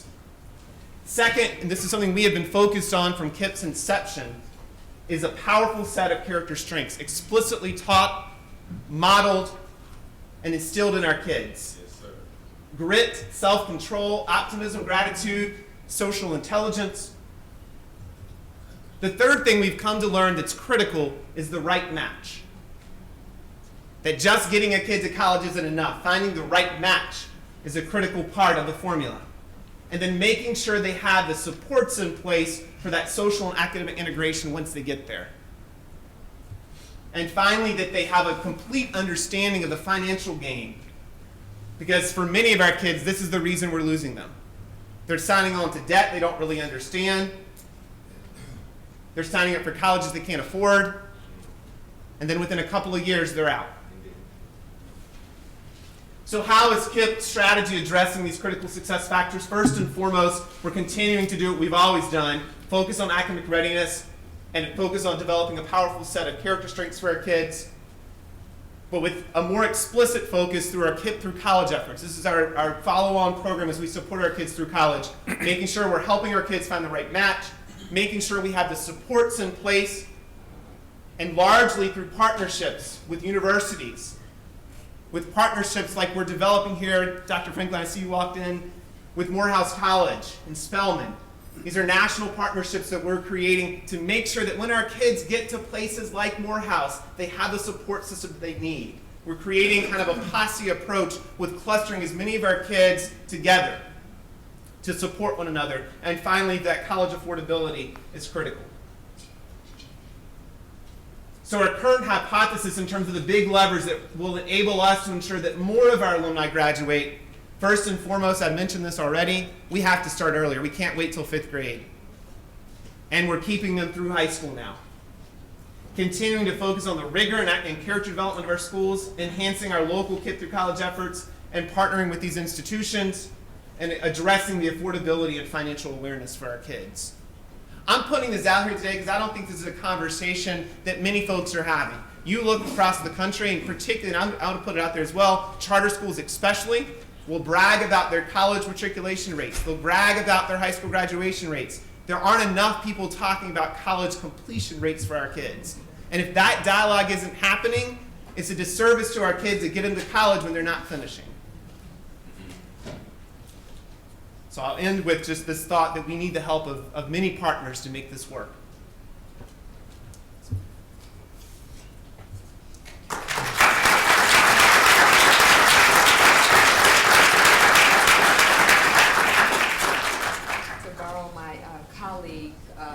Dr. Mark's term, just a housekeeping note really quickly. First, I want to acknowledge one who I hold in the greatest personal and professional esteem, the president of this college.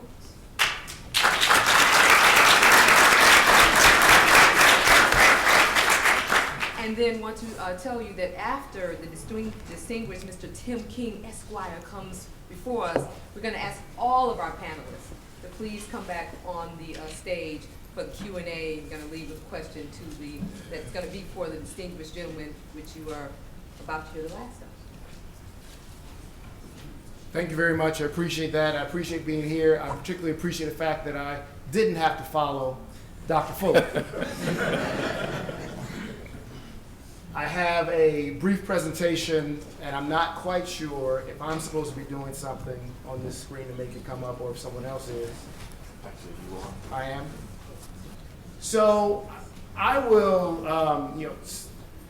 start this talk by simply stating, I know we had some conversation in the room already about charter schools or traditional schools or private schools or what type of schools best for African American males.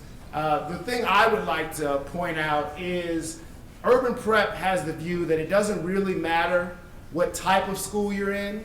What does matter is that the school has a positive school culture.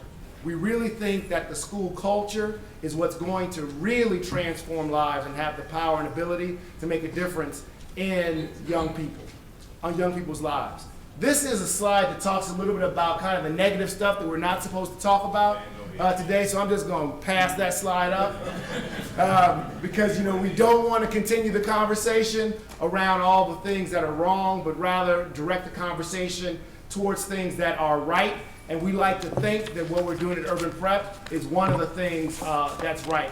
I will mention one statistic that's on that previous slide, and that is that in the city of Chicago, only 2.5% of African American males who start out in Chicago public schools will actually end up making it through college. 1 in 40, only 2.5%. And it's an important data point for us to bring up, or for me to bring up to you this afternoon, because one of the reasons we started Urban Prep was because we wanted to positively impact those kind of crazy data points. We wanted to make sure that young black men were not just making it through high school, not just making it into college, but making it through college. And so you can see in our mission here, which is to provide a high quality college prep education that results in our graduates succeeding in college, is a very important mission for us. It's not, our mission is to make sure young men don't drop out of high school. It's not, our mission is to make sure young men graduate from high school or get into college. Our mission is to make sure that our graduates succeed in college. So we have a firm commitment to our students from the moment they walk in our door to the moment they walk off of a college campus with a bachelor's degree in hand. We want to make sure that we continue to work with them so that they can have that level of success.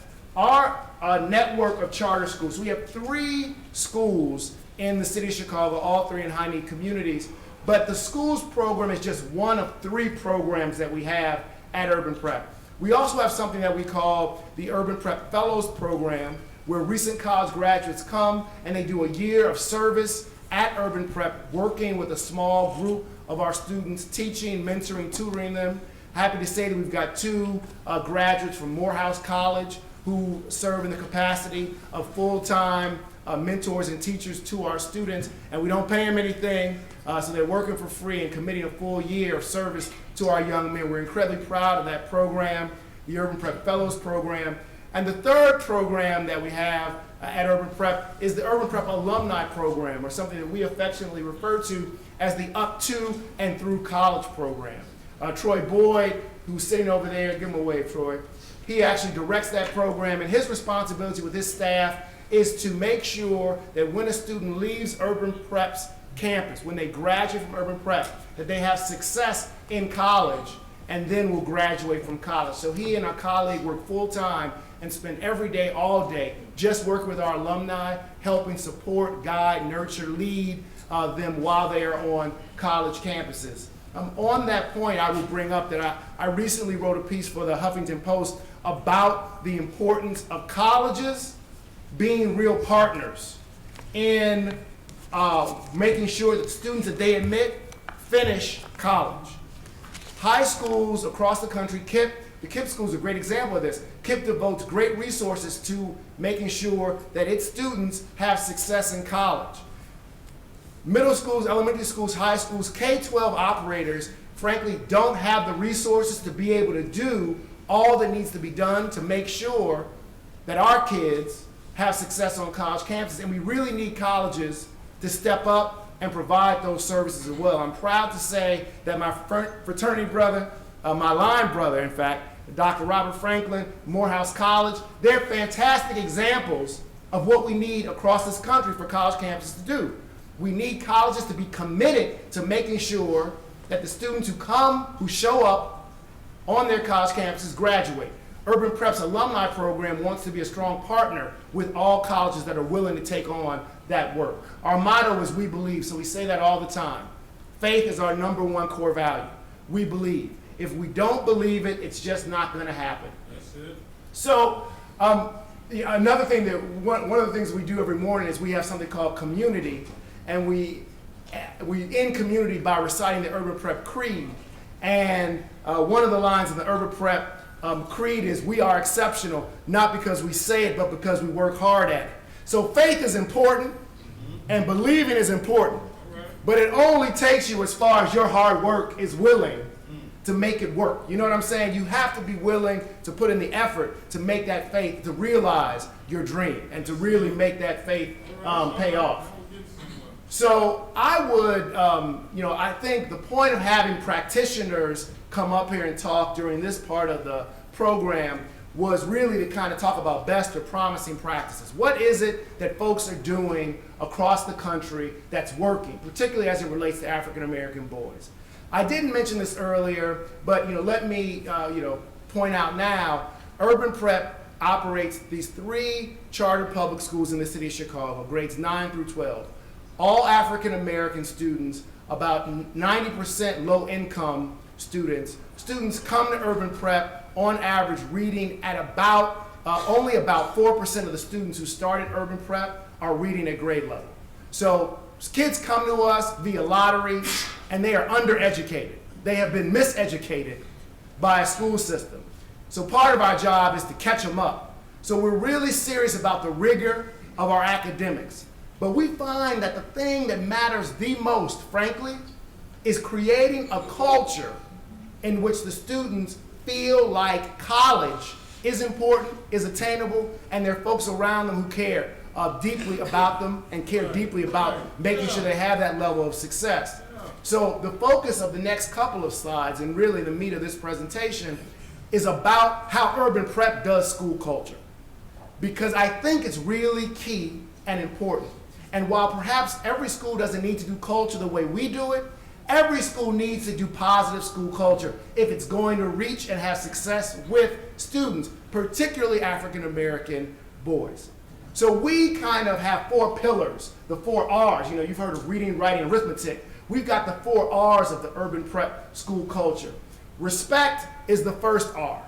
One of the speakers earlier talked about how black boys in particular are crazy about this issue of respect. You're gonna respect me. And I've got here a lyric from the rapper T.I. I don't know what you do for respect, but I'ma die for mine. This is a statement that really epitomizes, I think, what so many young brothers out here believe.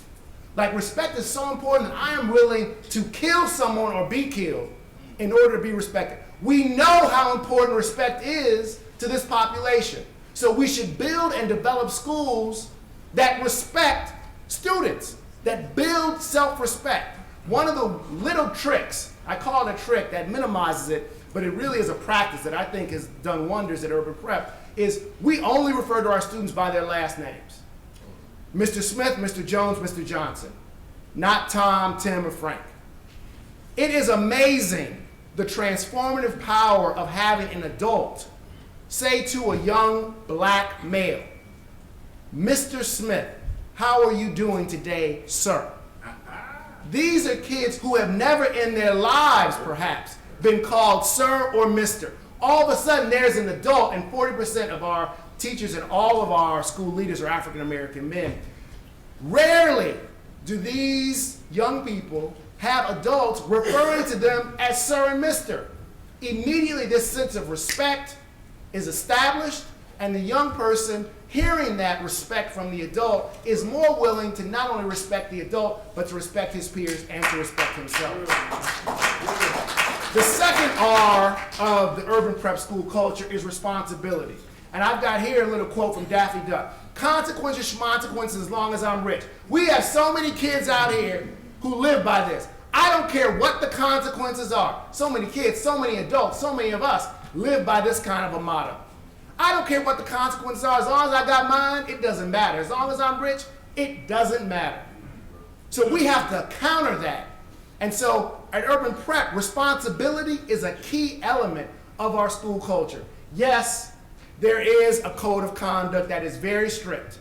Our students we have expectations that we set for our students. But more than just having the expectations, we have adults who are going to hold the students accountable and responsible for meeting those expectations and helping them along the way. It's not about saying, here's the goal, good luck getting there. Come on now. It's here's the goal, here's the ladder, let me help you up on the ladder, and if you fall off the ladder, I'm gonna catch you and make sure you get back on it.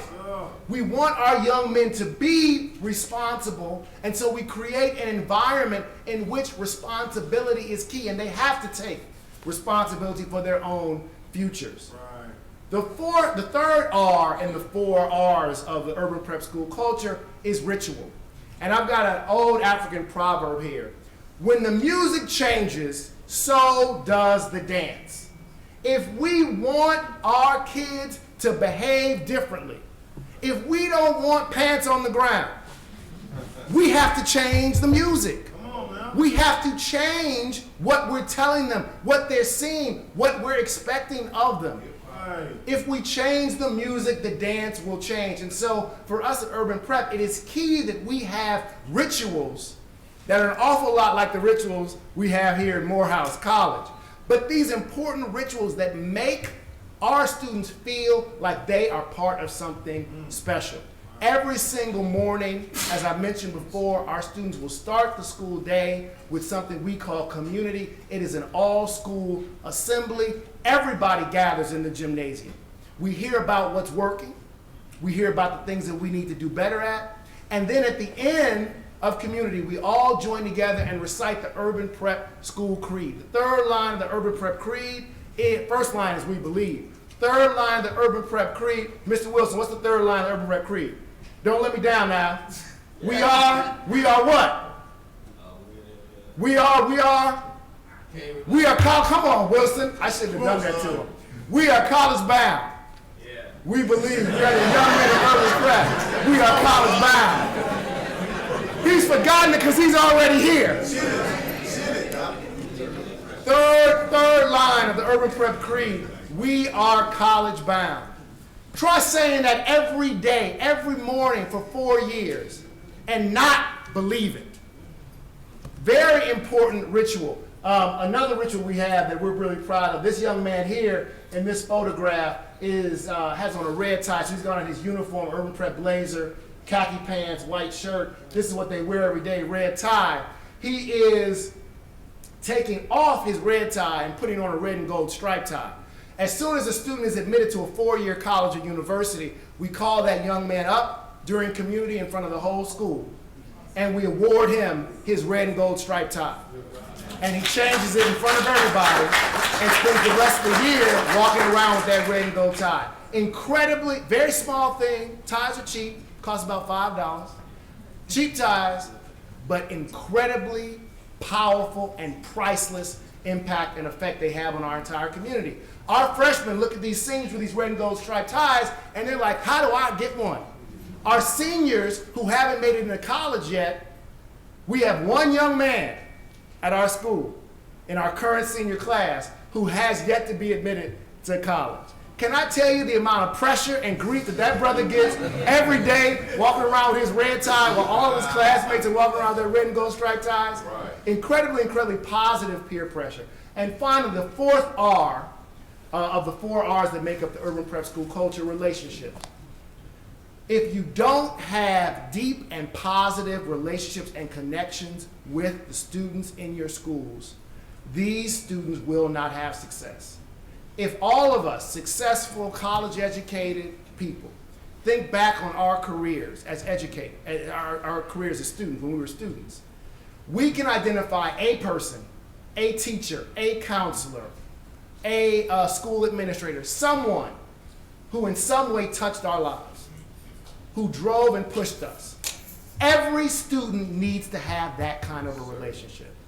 And so at Urban Prep, we're committed to making sure that that happens. It's not one of the reasons why we created this fellows program, so that we can make sure that at least one person was there connecting very significantly and seriously with each and every one of our students. All of our team members have cell phones, and our students and our parents, important students and parents, have those cell phone numbers and call us all the time. Sometimes we get the call, what's the homework? Sometimes we get the call, will you tell this boy to take the garbage out? Sometimes we get the call, it's 12 o'clock and it's Wednesday, midnight. Where's my son? Please help me find him. Important that these relationships are built, the 4 R's of the urban prep school culture. So what does this kind of culture get you? Well, there are a lot of things that go into creating urban prep, and I can't point to one thing that leads to our success, but certainly I believe school culture is an important element. Urban prep has a 93% daily attendance rate, compares favorably with the neighborhood. We have a 4.5 point growth from Explore to ACT. The Explore is the freshman version of the ACT test that all of our students take. It is unheard of in the city of Chicago to have that amount of growth from freshman year to junior year. Remember, we're dealing with students who are coming to us significantly behind. In fact, on the Explore test, urban prep students as freshmen, before we touched them, before they started us, score the lowest on the Explore test of any of the charter schools in the city of Chicago. And we have this level of growth with them over the course of the 4 years we have them. 83% graduation rate. So that's our students from freshman year to senior year, 83% graduation rate, comparing to 74% for CPS, and as we know, only about 40% of black boys across, in the city of Chicago, only 40% of black boys graduate from high school, public schools, about 60% or 50% nationally.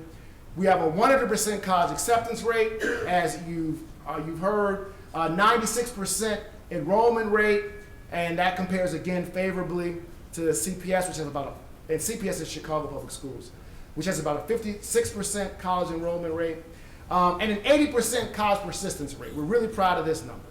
So of the students who graduate from urban prep, they all get into college. About 93% of them actually choose to go to college, and of those, we've seen 80% persisting through to their sophomore year of college. Our oldest students are only sophomores, and oldest graduates are only sophomores in college. So like Kipp, we're paying very close attention to how our students do through college. Again, that 80% number compares very favorably to the national number for African American males. The last point here is one I really like to make, because I don't think, and I'm ending on that point. I think sometimes people get really discouraged and they say, oh, one school can't make a difference.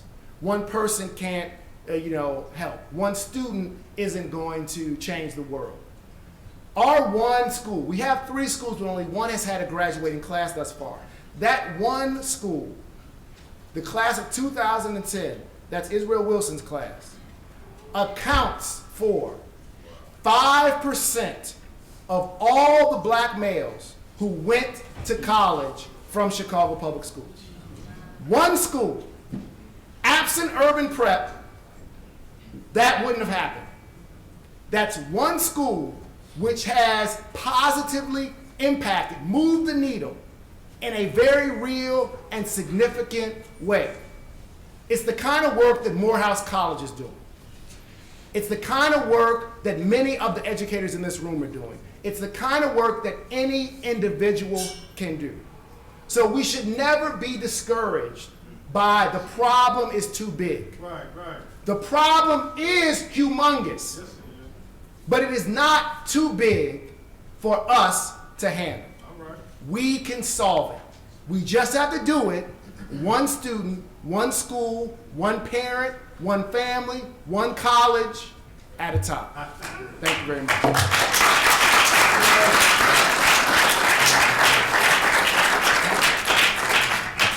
I told you he was worth waiting for. So as long as you bring it, you can do that. Can we have all the panelists, please? And my esteemed co-moderator, Dr. Marks, come.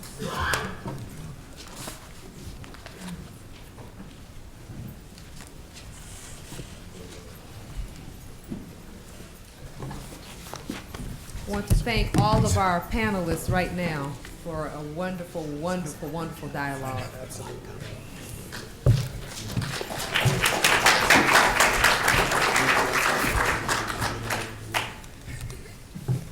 And the first thing that we want to do before we allow you to please engage these distinguished panelists with your questions is that I want to direct one that is specifically for the distinguished gentleman, passionate, inspiring gentleman that you just heard from. We all agree with that one? And so this question is specifically for them. It was really wonderful to hear about what you're doing in terms of the modal you have at your schools, the strategies. Wanted to ask you if you could say more about the pedagogy and the thinking about what you incorporate into your model that may be something that you have borrowed or learned from globally in terms of other teaching models around the world. Sometimes we don't necessarily hear about that because we get a little bit like we don't want to think of other folk outdoing us, but how globally have you incorporated really radical sort of educational models from around the world, outside of the U.S., into what you're doing into your schools? And Mr. Ford, even in the recovery district schools, how do you perhaps encourage them to learn from these other teaching models that are out of the U.S.? And a part B to that question is, if you could, how are you getting your students 21st century ready in terms of already getting them, you know, involved with the global culture, globally, internationally, if you will? Well, I mean, I'll simply say this, short and sweet, and I just mentioned it to David. We don't believe in reinventing the wheel. And so before we started Urban Prep, I ran an all-boys private school in the city of Chicago, and I thought, you know, this kind of a college prep positive experience needs to be available to folks for free. It was really kind of grew out of this social justice feeling that I have. And so I knew what we had done at at that school, Hales Franciscan, that had been successful. And then I went across the country and started visiting schools and talking to, you know, very important operators, practitioners, and thinkers around it. And then I said, well, this looks good here. Our whole concept of community, that morning assembly, came from a school out in New Jersey, one of the North Star schools. And we kind of evolved it and made it our own. Certainly, if you look at what's happening at Urban Prep, you will see a lot of similarities between that experience, what a student's experience is at Urban Prep, and what a student's experience at Georgetown University, my alma mater, is, what a student's experience at Morehouse College is. I mean, we had Israel Wilson come down to one of our events to speak in front of our students, and he had on his Morehouse blazer and tie, and he looked just like he was still an Urban Prep student. Spike Lee came and talked to our guys, and he said, I feel like I'm giving a speech at Morehouse. So there's plenty of stuff that we do at Urban Prep that we very intentionally try to emulate other great institutions like Morehouse's work.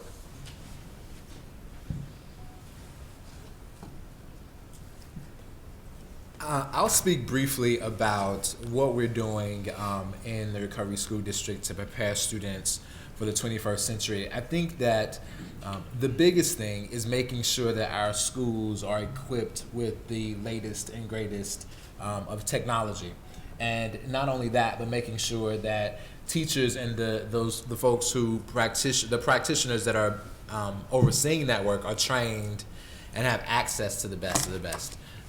We also are providing a great deal of resources, not just to hardware and infrastructure from a technology perspective, but to courses and sessions outside of the Recovery School District, but to creating partnerships with global leaders in Louisiana that then create partnerships with schools and own that partnership with schools. So industry begins to own the relationship between a particular school and oversee the technology transformation and anything that prepares students to go into those industries and work there successfully. My only additional comment, and I agree with everything that Tim said in terms of borrowing from those who are doing this work. I will say that we're very cautious about jumping on the bandwagon of the new and the greatest idea. In many ways, we focus a lot more on just the back to the basics, and building strong relationships with kids, building strong character in kids, teaching kids the work ethic that they need to be successful in life. certainly we're leveraging the technology that's out there with blended learning and trying to make sure that we're reaching our kids in the way that they learn. But beyond that, I would say we're really about going back to the basics. So at this point, we do want to invite folks in the audience who may have a question. You have a microphone against the wall over there. So if you could just line up in an orderly fashion. We want you to come to the mic, brother, just so we can hear and so that the folks that are watching via stream can hear your question as well. And while they're doing that, we do have a Twitter question that came in. So the question is, how can we connect this kind of academic conversation with brothers on the street who would never come here? So you can take it that way, and I'll enhance that. So say there are some brothers who are disenchanted with the education system, and they may withdraw themselves. How do we reclaim them? How do we get them back in, make it more attractive or inviting for them? So it's one thing to keep them in, but once we don't want to have it sort of as a lifelong sentence where we can't get them back relatively quickly. So some strategies on that would be helpful. Anyone? I think the first thing that comes to my mind is you go where people are, right? So it's kind of easy. So, I mean, in a sense, right, the idea is we got to figure out where these folks who are not in classic educational schoolhouses or systems and things like that, find out where they are and go to the community, go to our community. You know, I recently wrote a book chapter that talked about this idea of comprehensive education from a church perspective and looking at the ritual of religion, you know, absent spirituality, but in mosques or synagogues or in your Baptist church, what goes on there and how are students engaged, how are they celebrated, how are they affirmed, and look at how it is you can obviously replicate those things in systems that we've seen here today. But you know, I go back to, and I know I sound like a one-trick pony, but I go back to this idea of engaging folks and figuring out where they are, right? So you help people by being with them, right? Being there in meaningful and authentic ways. And so you figure out, I mean, obviously there are, you know, we have outreach here at Morehouse where we are placed in the community. Certainly they have the same at Princeton. Certainly they have the same at Howard. Certainly they have the same at UPenn. So you can go through those avenues, or, you know, it becomes kind of a personal responsibility for the folks who are up here as well. You know, where is it that I need to broaden my democratic space so that I'm able to touch people in meaningful ways? All right. Could I want to give a specific example to answer your question. There's a book called Hip Hop Genius, and it's by a dude named Sam Seidel. And what it talks about is high school for the recording arts in St. Paul. And because to be blunt, in answering that question, some of these brothers, they're not going to come to like Tim's school. But there are schools out there that are using different approaches that will attract some young people that other schools won't. That to me is the value of choice, is that you got to create a variety of different types of options, but then we're going to have an accountability system, frankly, that will allow for some of these different approaches. Because if you read Sam's book, and you see the dude who started the school is a dude named T.C. Ellis. And T.C.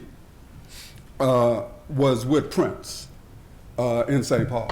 And so they figured out a way, so when you come into their school, it's like going into a recording studio. And so a lot of these young people who are in their school would not be in a more traditional type of school. But if you use project-based learning, which is the model that they use, and music is the hook, you still can develop strong, how do I want to put this? Strong academic standards, but you come at it in a very different way. And I think that's what we got to be thinking about out here, because a lot of us, we diss young people because we really don't understand them. We don't really feel in it. It's like a lot of us who were knuckleheads. like we now done got all, you know, sedity and stuff. So we like forget like what we was really like. And so what you gotta have are people who still understand where these young people are today and create spaces and environments for them where they can excel, but it isn't always gonna be the same type of environment. Can I pick up on that just really quickly, because I think it's a really powerful point. And I want to offer a post-secondary, a college perspective on the point about choice. The beauty of this system of American higher education is that there are over 4,000 choices, right? And as we are thinking about reclaiming young black men, we should think about the 2/3 of black men who started college somewhere but did not complete. Perhaps that particular environment that they picked to begin, they couldn't afford to be there. Many leave not because they were academically underprepared, but because they couldn't afford it, right? Or maybe it's that the place was a little racist and it just was not a good place that affirmed them and treated them with respect and so on. We have to find those young men and capitalize on the choice that our system provides and help them to find a different post-secondary institution where they can complete their degrees. The Institute for Higher Ed Policy in Washington, D.C. has this effort going that they call where they focus on near completers, folks who started college somewhere and accumulated credits. In fact, many of these people have enough credits to minimally get an associate's degree from a local community college, which, you know, makes them more employable than, you know, being a college dropout. So I think we have to think in terms of partnerships, and we have to think about finding young men whom the system have let down and help them connect with perhaps choices that are better for them in our system.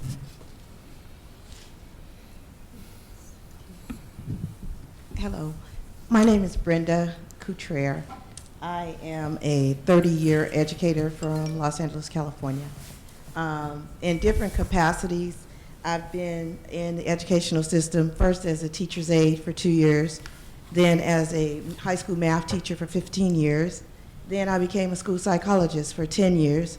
Now I run a program, an administrator, over a program where students are expelled and they're sent to me for hopefully reinstatement. That's what our goal is. So anyways, in all of these capacities, I feel it's very dangerous to take the parent out of the equation. And I see with all of these education reforms and putting all the responsibilities on the schools and not talking about the parent responsibility and the child's responsibility is very dangerous. Because you see, you take these simple solutions and say, oh, I call it rearranging the chairs on the deck, which districts do all the time. They lie to the parents and say they're gonna do this and they're gonna do that. They're not gonna do anything unless you're there watching. And so if you say, I have this special school over here and they're doing all these great and wonderful things for people, and the parents just do what they normally have done, just drop them off, it's still, that charter school or wherever is still gonna have the same problems. We need to get with those parents and the kids to make them responsible, because that is the biggest two problems. We wouldn't have to break up the public school system if we would control the discipline and stop promoting these kids that are failing. Kids that are promoted all the way to the 9th grade can't read 3rd grade. Whose fault is that? And so then they have to take the stupid test to graduate from high school, and they can't. They drop out. But they were failing from 1st grade all the way up. Nobody stopped them. I've seen kids with all fails in 8th grade. They still go to 9th grade. Nobody stops them. If we don't stop this social promotion and this thing where we are letting the kids off the hook as far as their discipline, sit down, be quiet, listen to the teacher. Behavior is the responsibility of the home. It is not the teacher's job to sit there and tell your kid to stop talking. Oh, but I have a solution. I just want to tell you. No. I'm going to retire in 2 years. I just got to get my son through Morehouse. And then I have an idea, because I have a passion, and my husband, we do real estate. I want to buy houses across the street from schools that have majority black kids. And I want to run the school from across the street. I want to be a parent advocate for every school in LA that has a large number of black kids. Buy the house, offer support to the parents. Anytime you're mad, just walk across the street and come see me. And me and my retired friends, we're going to run it, and we're going to try to run. And if it doesn't work, I can rent the house out.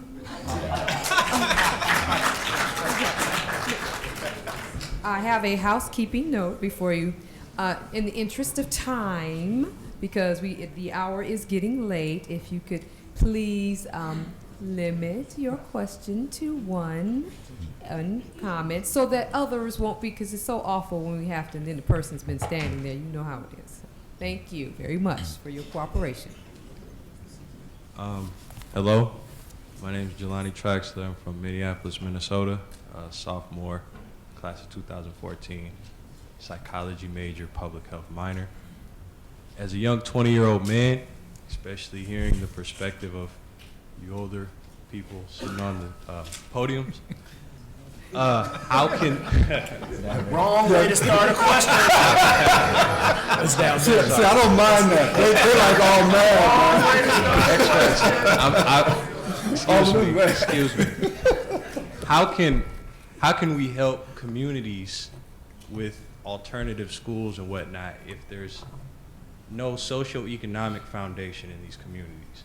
Because what I've noticed, especially in the areas of West End and the Minneapolis area I'm from, there's no jobs. There's nothing there. So if I'm 20 and I gotta hustle to feed my family, I gotta do whatever I need to do, I'm gonna do it. Because it's really easier said than done to go to school and listen to the teachers. I've lost friends. I've lost friends. I know people in the jail system now.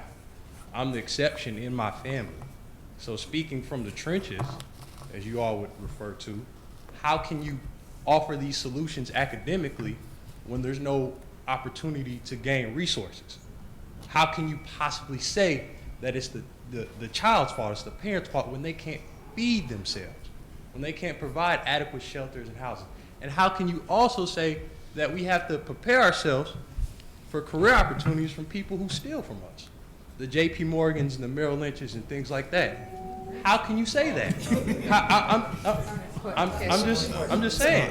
How can you offer practical solutions when there's no stable foundation in these communities? So panelists, I have several thoughts, but in the interest of time, I'll give you just one or two. I think the points that you just raised were brilliant and very powerful. One thing that I've noticed as I have looked at the media coverage of the Occupy movement, that most of the folk who are out there sleeping in tents and carrying on are white folks. I see very few of us out there. Now, I'm not suggesting that that ought to be our space, but what I am suggesting is that we have to become much more active in pushing for justice in the system, right? We're a part of that 99%, right, that gets underserved and gets dissed by the system. We have to develop a collective strategy, right, so that we aren't just talking about individual black folk or individual black parents. We're talking about our community coming together and demanding justice. At one point in our history, that actually worked for us. So, and we have social media now as a resource that we did not have then. I just think that we have to become much more active in that way. Yeah, I want to push back on you because Frantz Fanon wrote a book called Wretched of the Earth. And on the last page of that book, he said, every generation out of relative obscurity must discover its mission and either fulfill it or betray it. So you start out by talking about old people, which is cool, that's me. I'm coming back at you, asking you what you gonna do. Because the point is, it seems to me that the people who got through slavery, who got through sharecropping, who got through legal apartheid, you can't now come up here and start talking about, oh man, how you gonna tell us to do this when it ain't this and it ain't that? What it is that America's never been fair, it ain't gonna ever be fair, The world ain't fair. It ain't never gonna be fair. No, wait, let me finish, brother, like I listen to you. So my point is, you get an education, because all the education prepares you to do in America is to fight. It does not guarantee you anything. What I can do is I can guarantee you without an education, you ain't gonna have anything. So what I'm presenting you is an option. You can either try this education thing, man, or you can go the other direction. Now I understand, because I'm on 33rd and Brown, right, in Milwaukee, in exactly the area that you're talking about. But I am not going to tell those kids, hey, man, because I can't promise you this or I can't promise you that, I'm not going to fight for you to get an education. No way in hell I'm going to do that. I'm going to say to these kids, education is the only shot that you got. And it ain't even a good shot, but it is the only shot. Because if I don't give you that, then what do I tell you to do? What do I say to you? Dr. Perry, do you have a comment? Oh, yeah. I don't have a big voice, but I was just going to follow that up and actually supplement both of the other previous comments, which is in the narrative of the life of Frederick Douglass, one of the things, and it connects to the point, David, that you made earlier, one of the things that you notice when you read it is that he talks about the moment of becoming literate is the moment when he became free, right? It wasn't actually achieving legal freedom. It was literacy that was the pathway to freedom. And if we look, I mean, one of the books that I always have my students read because it is transformative for them, and I find a way to put it in almost all my classes, is James Anderson's The History of Black Education in the South. And I have them read that history because, one, it demonstrates how universal public education in the South came about because of the advocacy of black people immediately out of slavery. There would not be public education in southern states for a long time otherwise. So if you're talking about, and then he also shows that one generation closing at the gap in literacy rates, people just out of slavery, right? So that I think that kind of awareness of collective activity and these sort of direct examples of people doing that, I think is actually, to sort of piggyback on what other folks have said, that's the only possibility. That's the only prospect. Hello, my name is Minister Jeffrey Lackey. I'm from Chattanooga, Tennessee, and I applaud all of you. I thank you for your time and what you're doing. And my thing is, are you all on the same page? I mean, you are clearly leaders. Are you willing to get outside of the box, out of your comfort zone? Like this brother said and that brother said, are you all willing to go outside the box, go to the people, the ones that are not coming to the institutions, the ones that are really less fortunate, the ones that are incarcerated on the streets, the ones that really need you, because you are leaders and we need more leaders. Just like that brother says, a lot that came today ain't gonna bust a grape. You know what I'm saying? Are you all on the same page? Is there one of you that are not willing to get outside of your comfort zone and go to the people and help? Because you're needed. You're leaders. I just talk. Can I say something else again, though? I think one thing to think about is don't presume that those aren't our comfort zones, right? They're not our point of origin.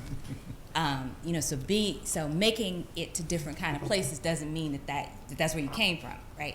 The other thing is, I just had an experience recently with my third grade son, and I had this. His teacher has a PhD in education. And I had this conversation with her, and she was telling me how she teaches them how to write literary essays, right, in third grade. I went not too long later to see the girl who I mentor, who has been in and out of foster care, had a series of horrifically traumatic events happen in her young life. She's 16 years old, she just had a baby.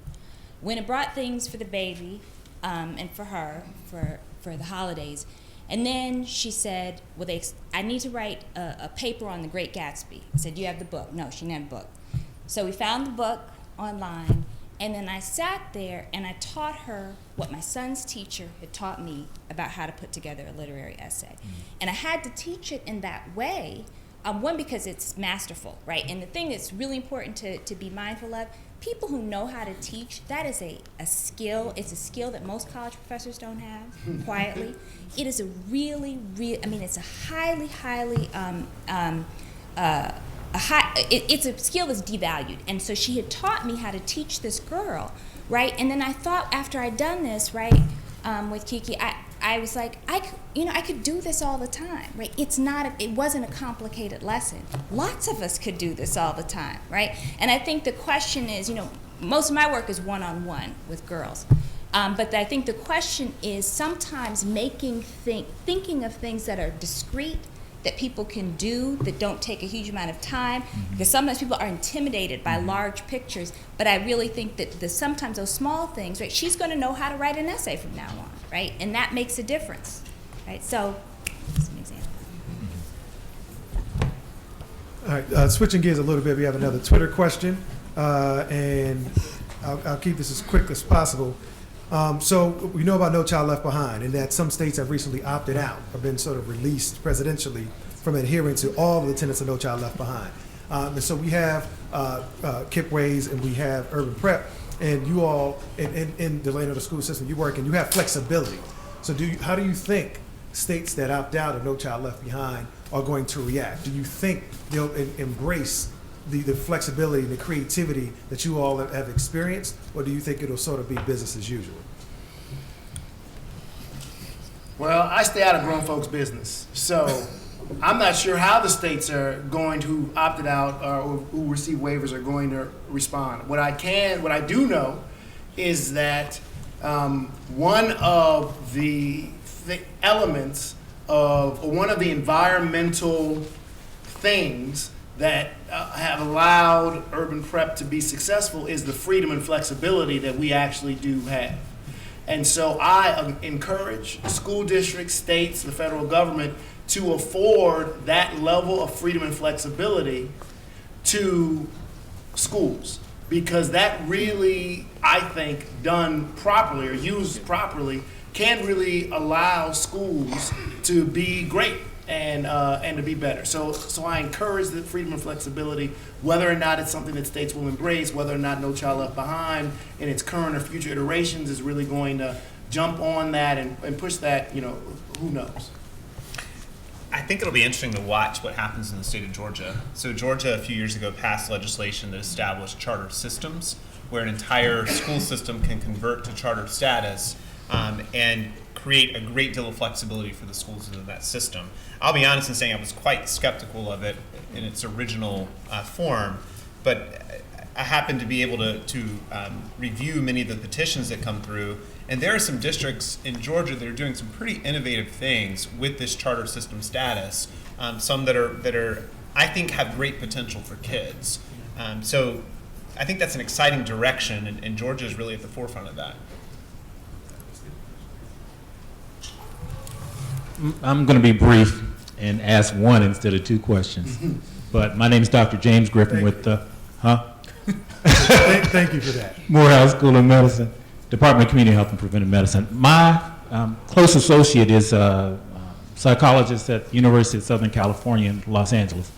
And he does a lot of studies where he adds together the effectiveness, meta-analytic studies, effectiveness, a lot of different studies across each other to look at whether they make a difference.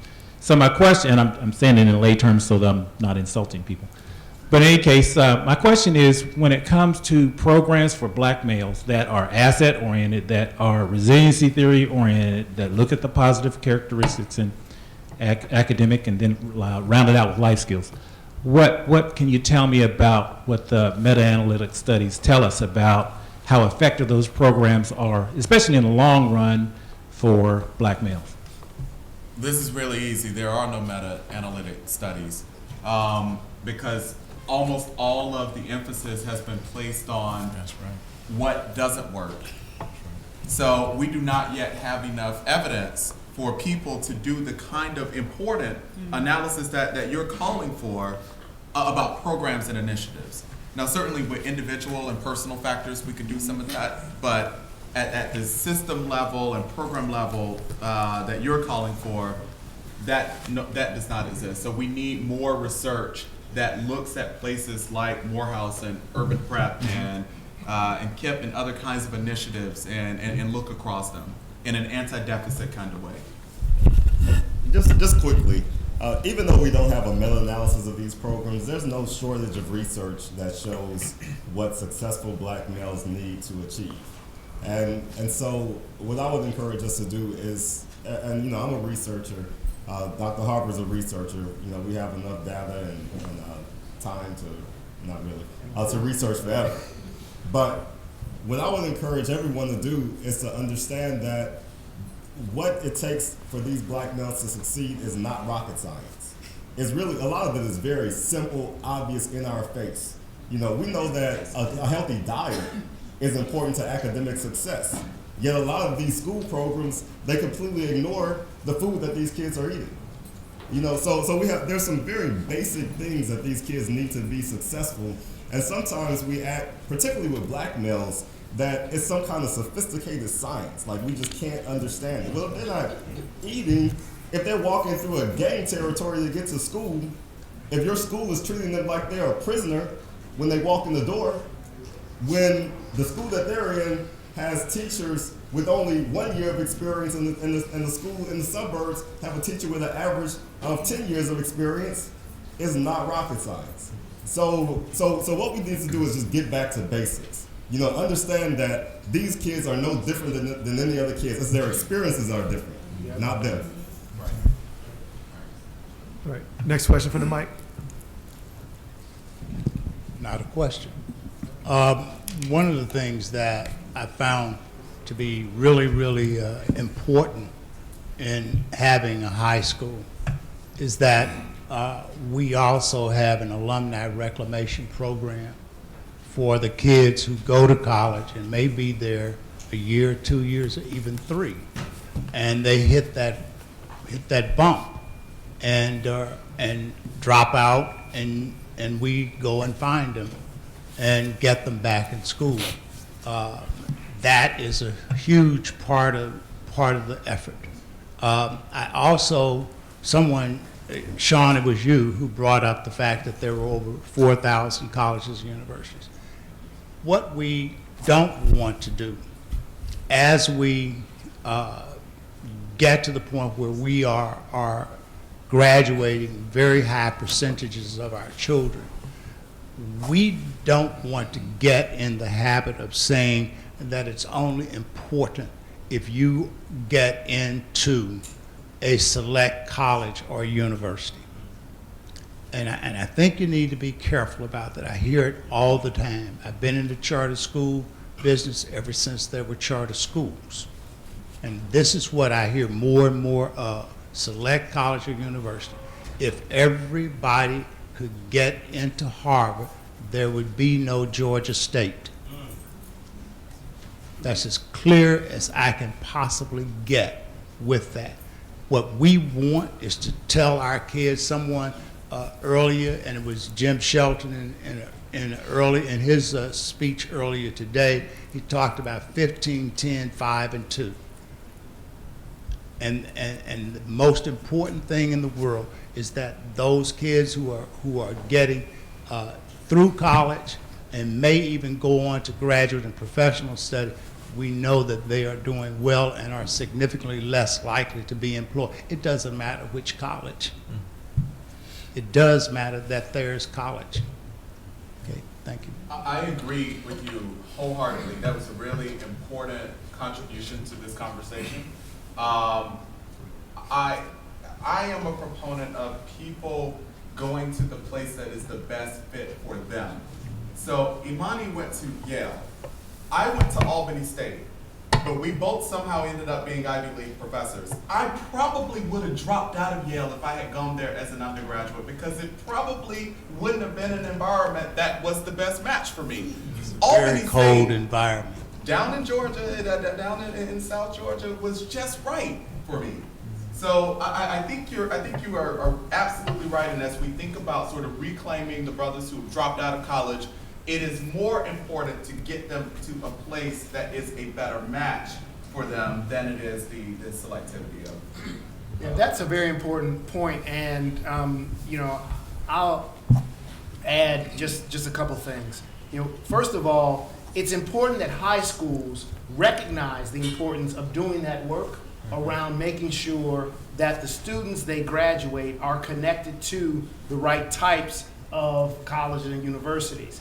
And so one of the things we do at Urban Prep is we start our students out with college counselors when they're freshmen. And we have those conversations for 4 years. High schools need to make sure they're having those kinds of conversations throughout the whole time the student is in high school, so that they have the better chance of making sure that the student's at the right school, the right university or college for them. Also, high schools have to be really attentive to their alums and hear the feedback they're getting, so that they can then inform the decisions that the high school's making for the other students. So if you have a student who graduates from your school and has tremendous success at Morehouse College, you need to have a conversation with that student and find out, much like Shaun, your research, find out why have you been successful? And then say, you know what, to the 10 students I know at my high school that are just like you, this is why student at Morehouse was successful. Perhaps you should consider Morehouse. And if a student's in college and was not successful, don't send all your high school students to that college. Recognize that there may be something going on at that college that's not conducive to the students you're serving, and at the very least, communicate that information, create that feedback loop for the students that you're serving at the high school level. Gentlemen on the side, we're going to have you both ask your question so that the panel can sort of entertain both of the questions in the interest of time. So if you could ask yours, and then could you step up to the microphone and ask yours, and then they will respond to both of the questions. Okay, thank you so much. Thank you. Willie Richardson, Chattanooga, Tennessee. I work with the nonprofit First Things First. I'm a fathering coordinator, and I'm in the trenches with fathers in jails, fathers who are behind on child support, trying to keep them out of jail. And so I don't like to fluff over things when it comes to the black male. When we look at the statistics and we get kind of like, oh, I don't want to see that anymore. It is what it is. And the fluff can make us look at it as a sophisticated science. It can become a rocket science when we overlook the real deal. Two things. One thing, question. This is a pretty much charter school that you all are doing. What about the public schools? I taught 7 years in the public schools, sex education, relationships, love, and these girls and guys, they going at it. And it's like a jungle in there. So the charter school is more small. What advice would you have for a public school? How could you translate what you're doing in charter school, 150, 200 students? That's really, I mean, I don't want to say it's easy, but man, you got a huge chance of really making a big dent in the society. But in a public school where the kids, a lot of them literally do not, I repeat, do not want to learn. So the question is, how do you take the charter school paradigm and put it inside the public school?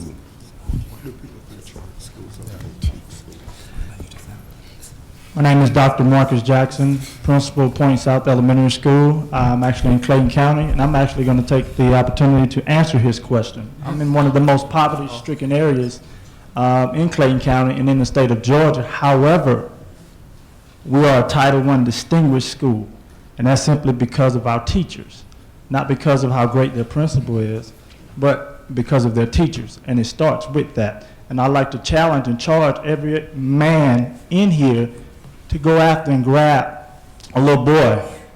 Grab 12, grab 15, because we need your help. I don't know if you know how bad it is, but I just conducted a parenting class where I'm teaching my parents how to teach their little boys how to use the bathroom in pre-K and kindergarten, because they all sit down to use the restroom.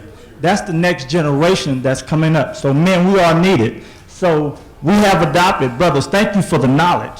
Thank you for that knowledge today, because I'm implementing more of that at my school, and we can make it happen in a public school setting.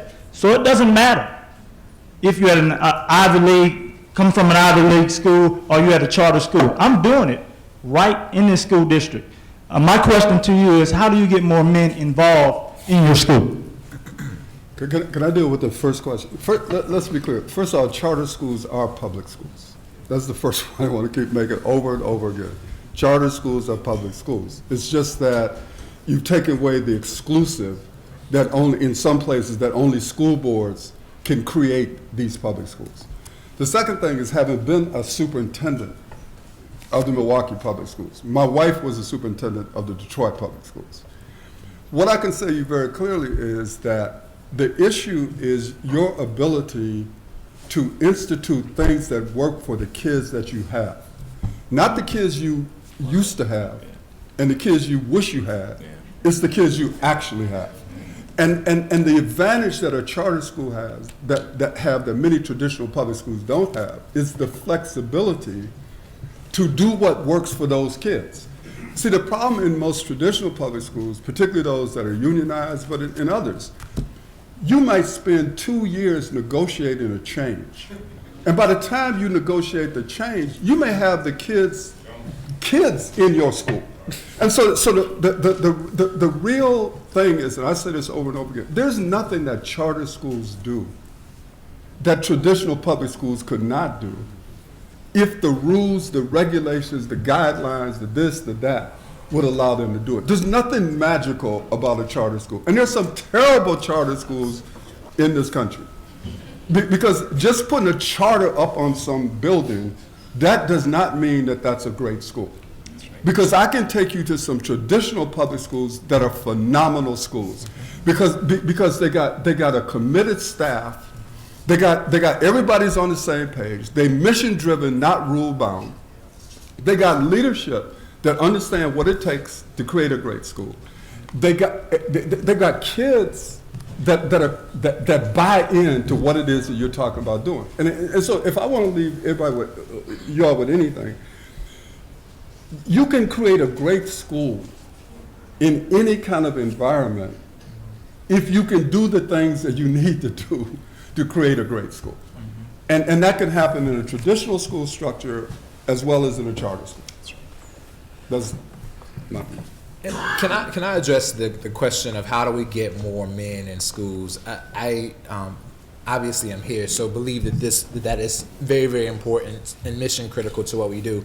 But I think more than anything, it's about having the right people and adults in general in our schools. Whether it is a woman or a man, a black person or a white person, someone who believes in every single one of our students and is willing to support and hold them up the same way Tim King talked about culture.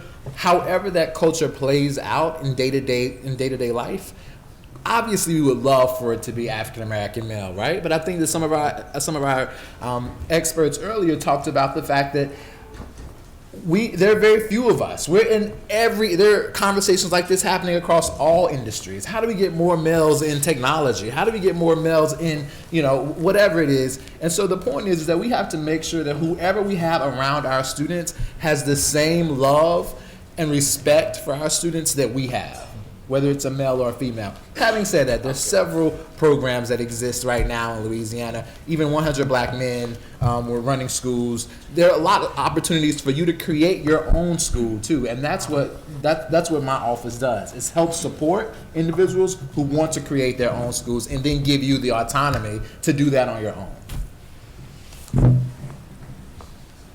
All right, so at this time, we would like to close the panel. Can we show some love and appreciation for them? It's been a long day.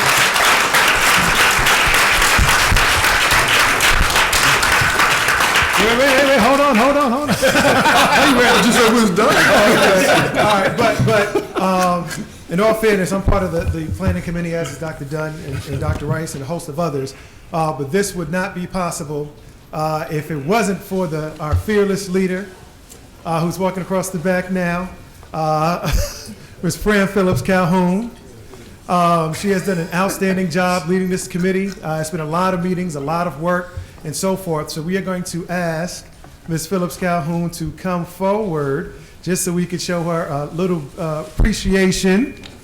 Can we give her a hand, please? She made it happen.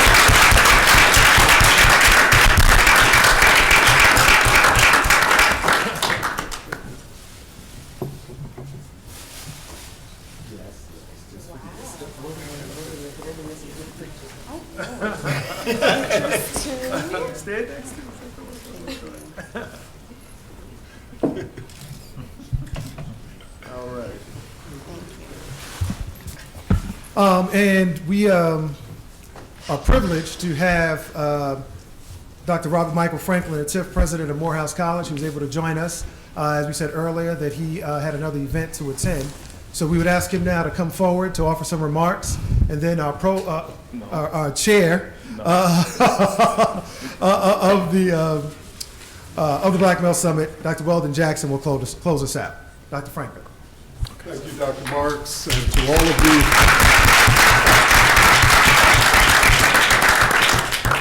Let me add my closing word of appreciation to the visionaries and leaders who are on this stage, on this distinguished panel, and those of you who are in this audience, and those who have viewed and viewing by web stream. Morehouse College is committed to convening leaders, thought leaders, and change agents who will make a difference in the systems that we have inherited. Simply because we have inherited does not mean that we have to maintain the status quo. Benjamin Mays and the history of Morehouse College was committed to nurturing leaders born to rebel, born to interrogate the assumptions of the inherited status quo, and ever seeking to innovate, to experiment, and to try new ways of solving old problems. So I've been inspired today. Even when I was away, I was able to catch some of the sparkling comments on my handheld device. And so thank you all. Let me just say a special word. I regret that he had to depart, I believe, but Jim Shelton, for your stirring address earlier today, to Donald Hintz, who challenged us yesterday, to our good friend Sherman White. Is Sherman still here? I know that he has. Thank you, Sherman, for your commitment and leadership. We're very grateful for the vision of the Walton Family Foundation and this young man's leadership in that organization, leading change, and we thank you for your partnership and friendship. To David Brand, who is a member of our Renaissance Commission, he brings the energy of New York streets into the classroom. We thank him for his leadership. He sits next to Curly Dossman, who has sponsored so many wonderful events this past year and the past years. And Curly, we thank you, great Morehouse man and leader of Georgia Pacific. Don Speaks is here from Atlanta, Promised Neighborhoods, another important laboratory and incubator for leadership and development. And to Victoria Hudson of the Ivory Preparatory Academy, thank you, and to all of our staffs and schools who are represented. Now to these panelists, I have to say it has been a real thrill to have you with us again. And I want to say, and I want you all to tweet that I said this, that these are rock star educators. Rock star educators have been on our campus today.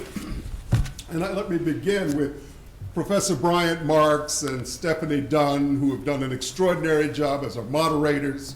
They continue to bring energy to the Morehouse faculty, energizing the young men on this campus. But I want to thank Delano Ford, distinguished alum, for the visionary work you are doing in New Orleans, where literally you almost had a blank slate to create a new thing. And you have brought energy, you've exercised courage, we've monitored your activities, brother. We pray for you, brother. To Howard Fuller, Howard, you are a legend, a legend. And we are so honored to be in your presence, and we intend to continue to learn from you here in this Atlanta University Center and elsewhere. This brother brings the spirit of Malcolm and Martin together in a combustible mix, and you don't know what this brother might say. We are thankful, thankful. I want to thank also our dear colleague and friend, David Jernigan.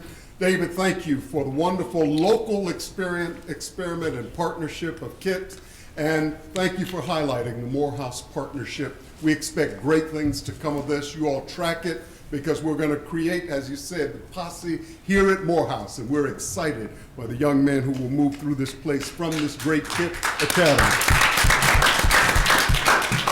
I also want to call attention to my frat brother and visionary leader of urban prep. Thank you, Tim King.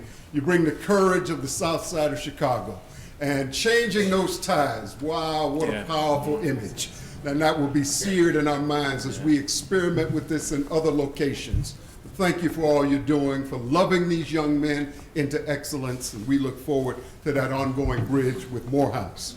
To our dear friend Shaun Harper, what an extraordinary scholar, public intellectual, keeping alive the tradition of Du Bois and others. You've seen the wonderful report. It is the talk of the nation now. Keep up your good work, Shaun. Keep representing Albany State's best right here on the stage.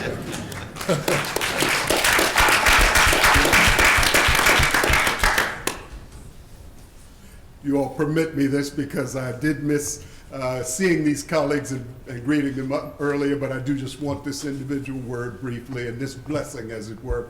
Imani, we thank you. Thank you, Professor Perry, for your model, for the energy you bring to your classroom and to your family and to our community, and for continuing to challenge us and bringing the powerful energy of the womanist, feminist presence with all these men around here. Here you are, lifting up the banner, sister. We appreciate you. David Rice is an energetic intellectual on this campus, a peripatetic, wise man, and he moves about. You can find him in restaurants, in the hood, in the barrio, wherever he is. He's spouting truth and knowledge.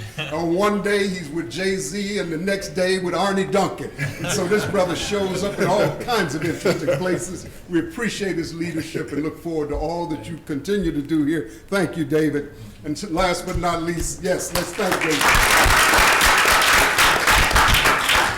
Ivory Toldson, who has really kept alive at Howard University, that great tradition of molding the next generation.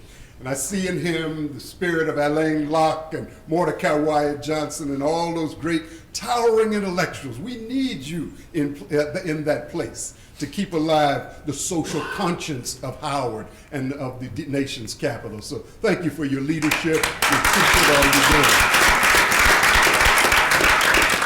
I'm so very grateful for a visionary elected official here in our city, Alicia Thomas Morgan. Where are you, Alicia? We follow your lead. Thank you so much. She is opening the space for a new conversation about schools and reform and charter schools and what's working for our children. And I'm so grateful and so glad for your courageous leadership, sister. We continue to lift you in prayer. We stand with you, and we will march alongside you as you go forward. Thank you, Weldon Jackson. You were the visionary earlier last year as you gave shape to this, along with Fran Phillips Calhoun. She deserves a dozen roses, and she deserves a lot more than that because she has labored with this work and put it together. And we thank you, Dr. Jackson, for your ongoing commitment to carrying this work forward and institutionalizing it. And so with that, I simply want to give this parting word. We look forward to the energy and the struggle continuing. The energy and the struggle continuing. I look forward to continuing to be a part of the dialogue. Wherever I land in this opportunity to serve, I am excited, and I look forward to returning to this community as I recharge my battery and get ready to move it to another level. So thank you all for your support, for your colleagueship, for your friendship, and we have work to do. Our children are waiting. Thank you all. God bless you.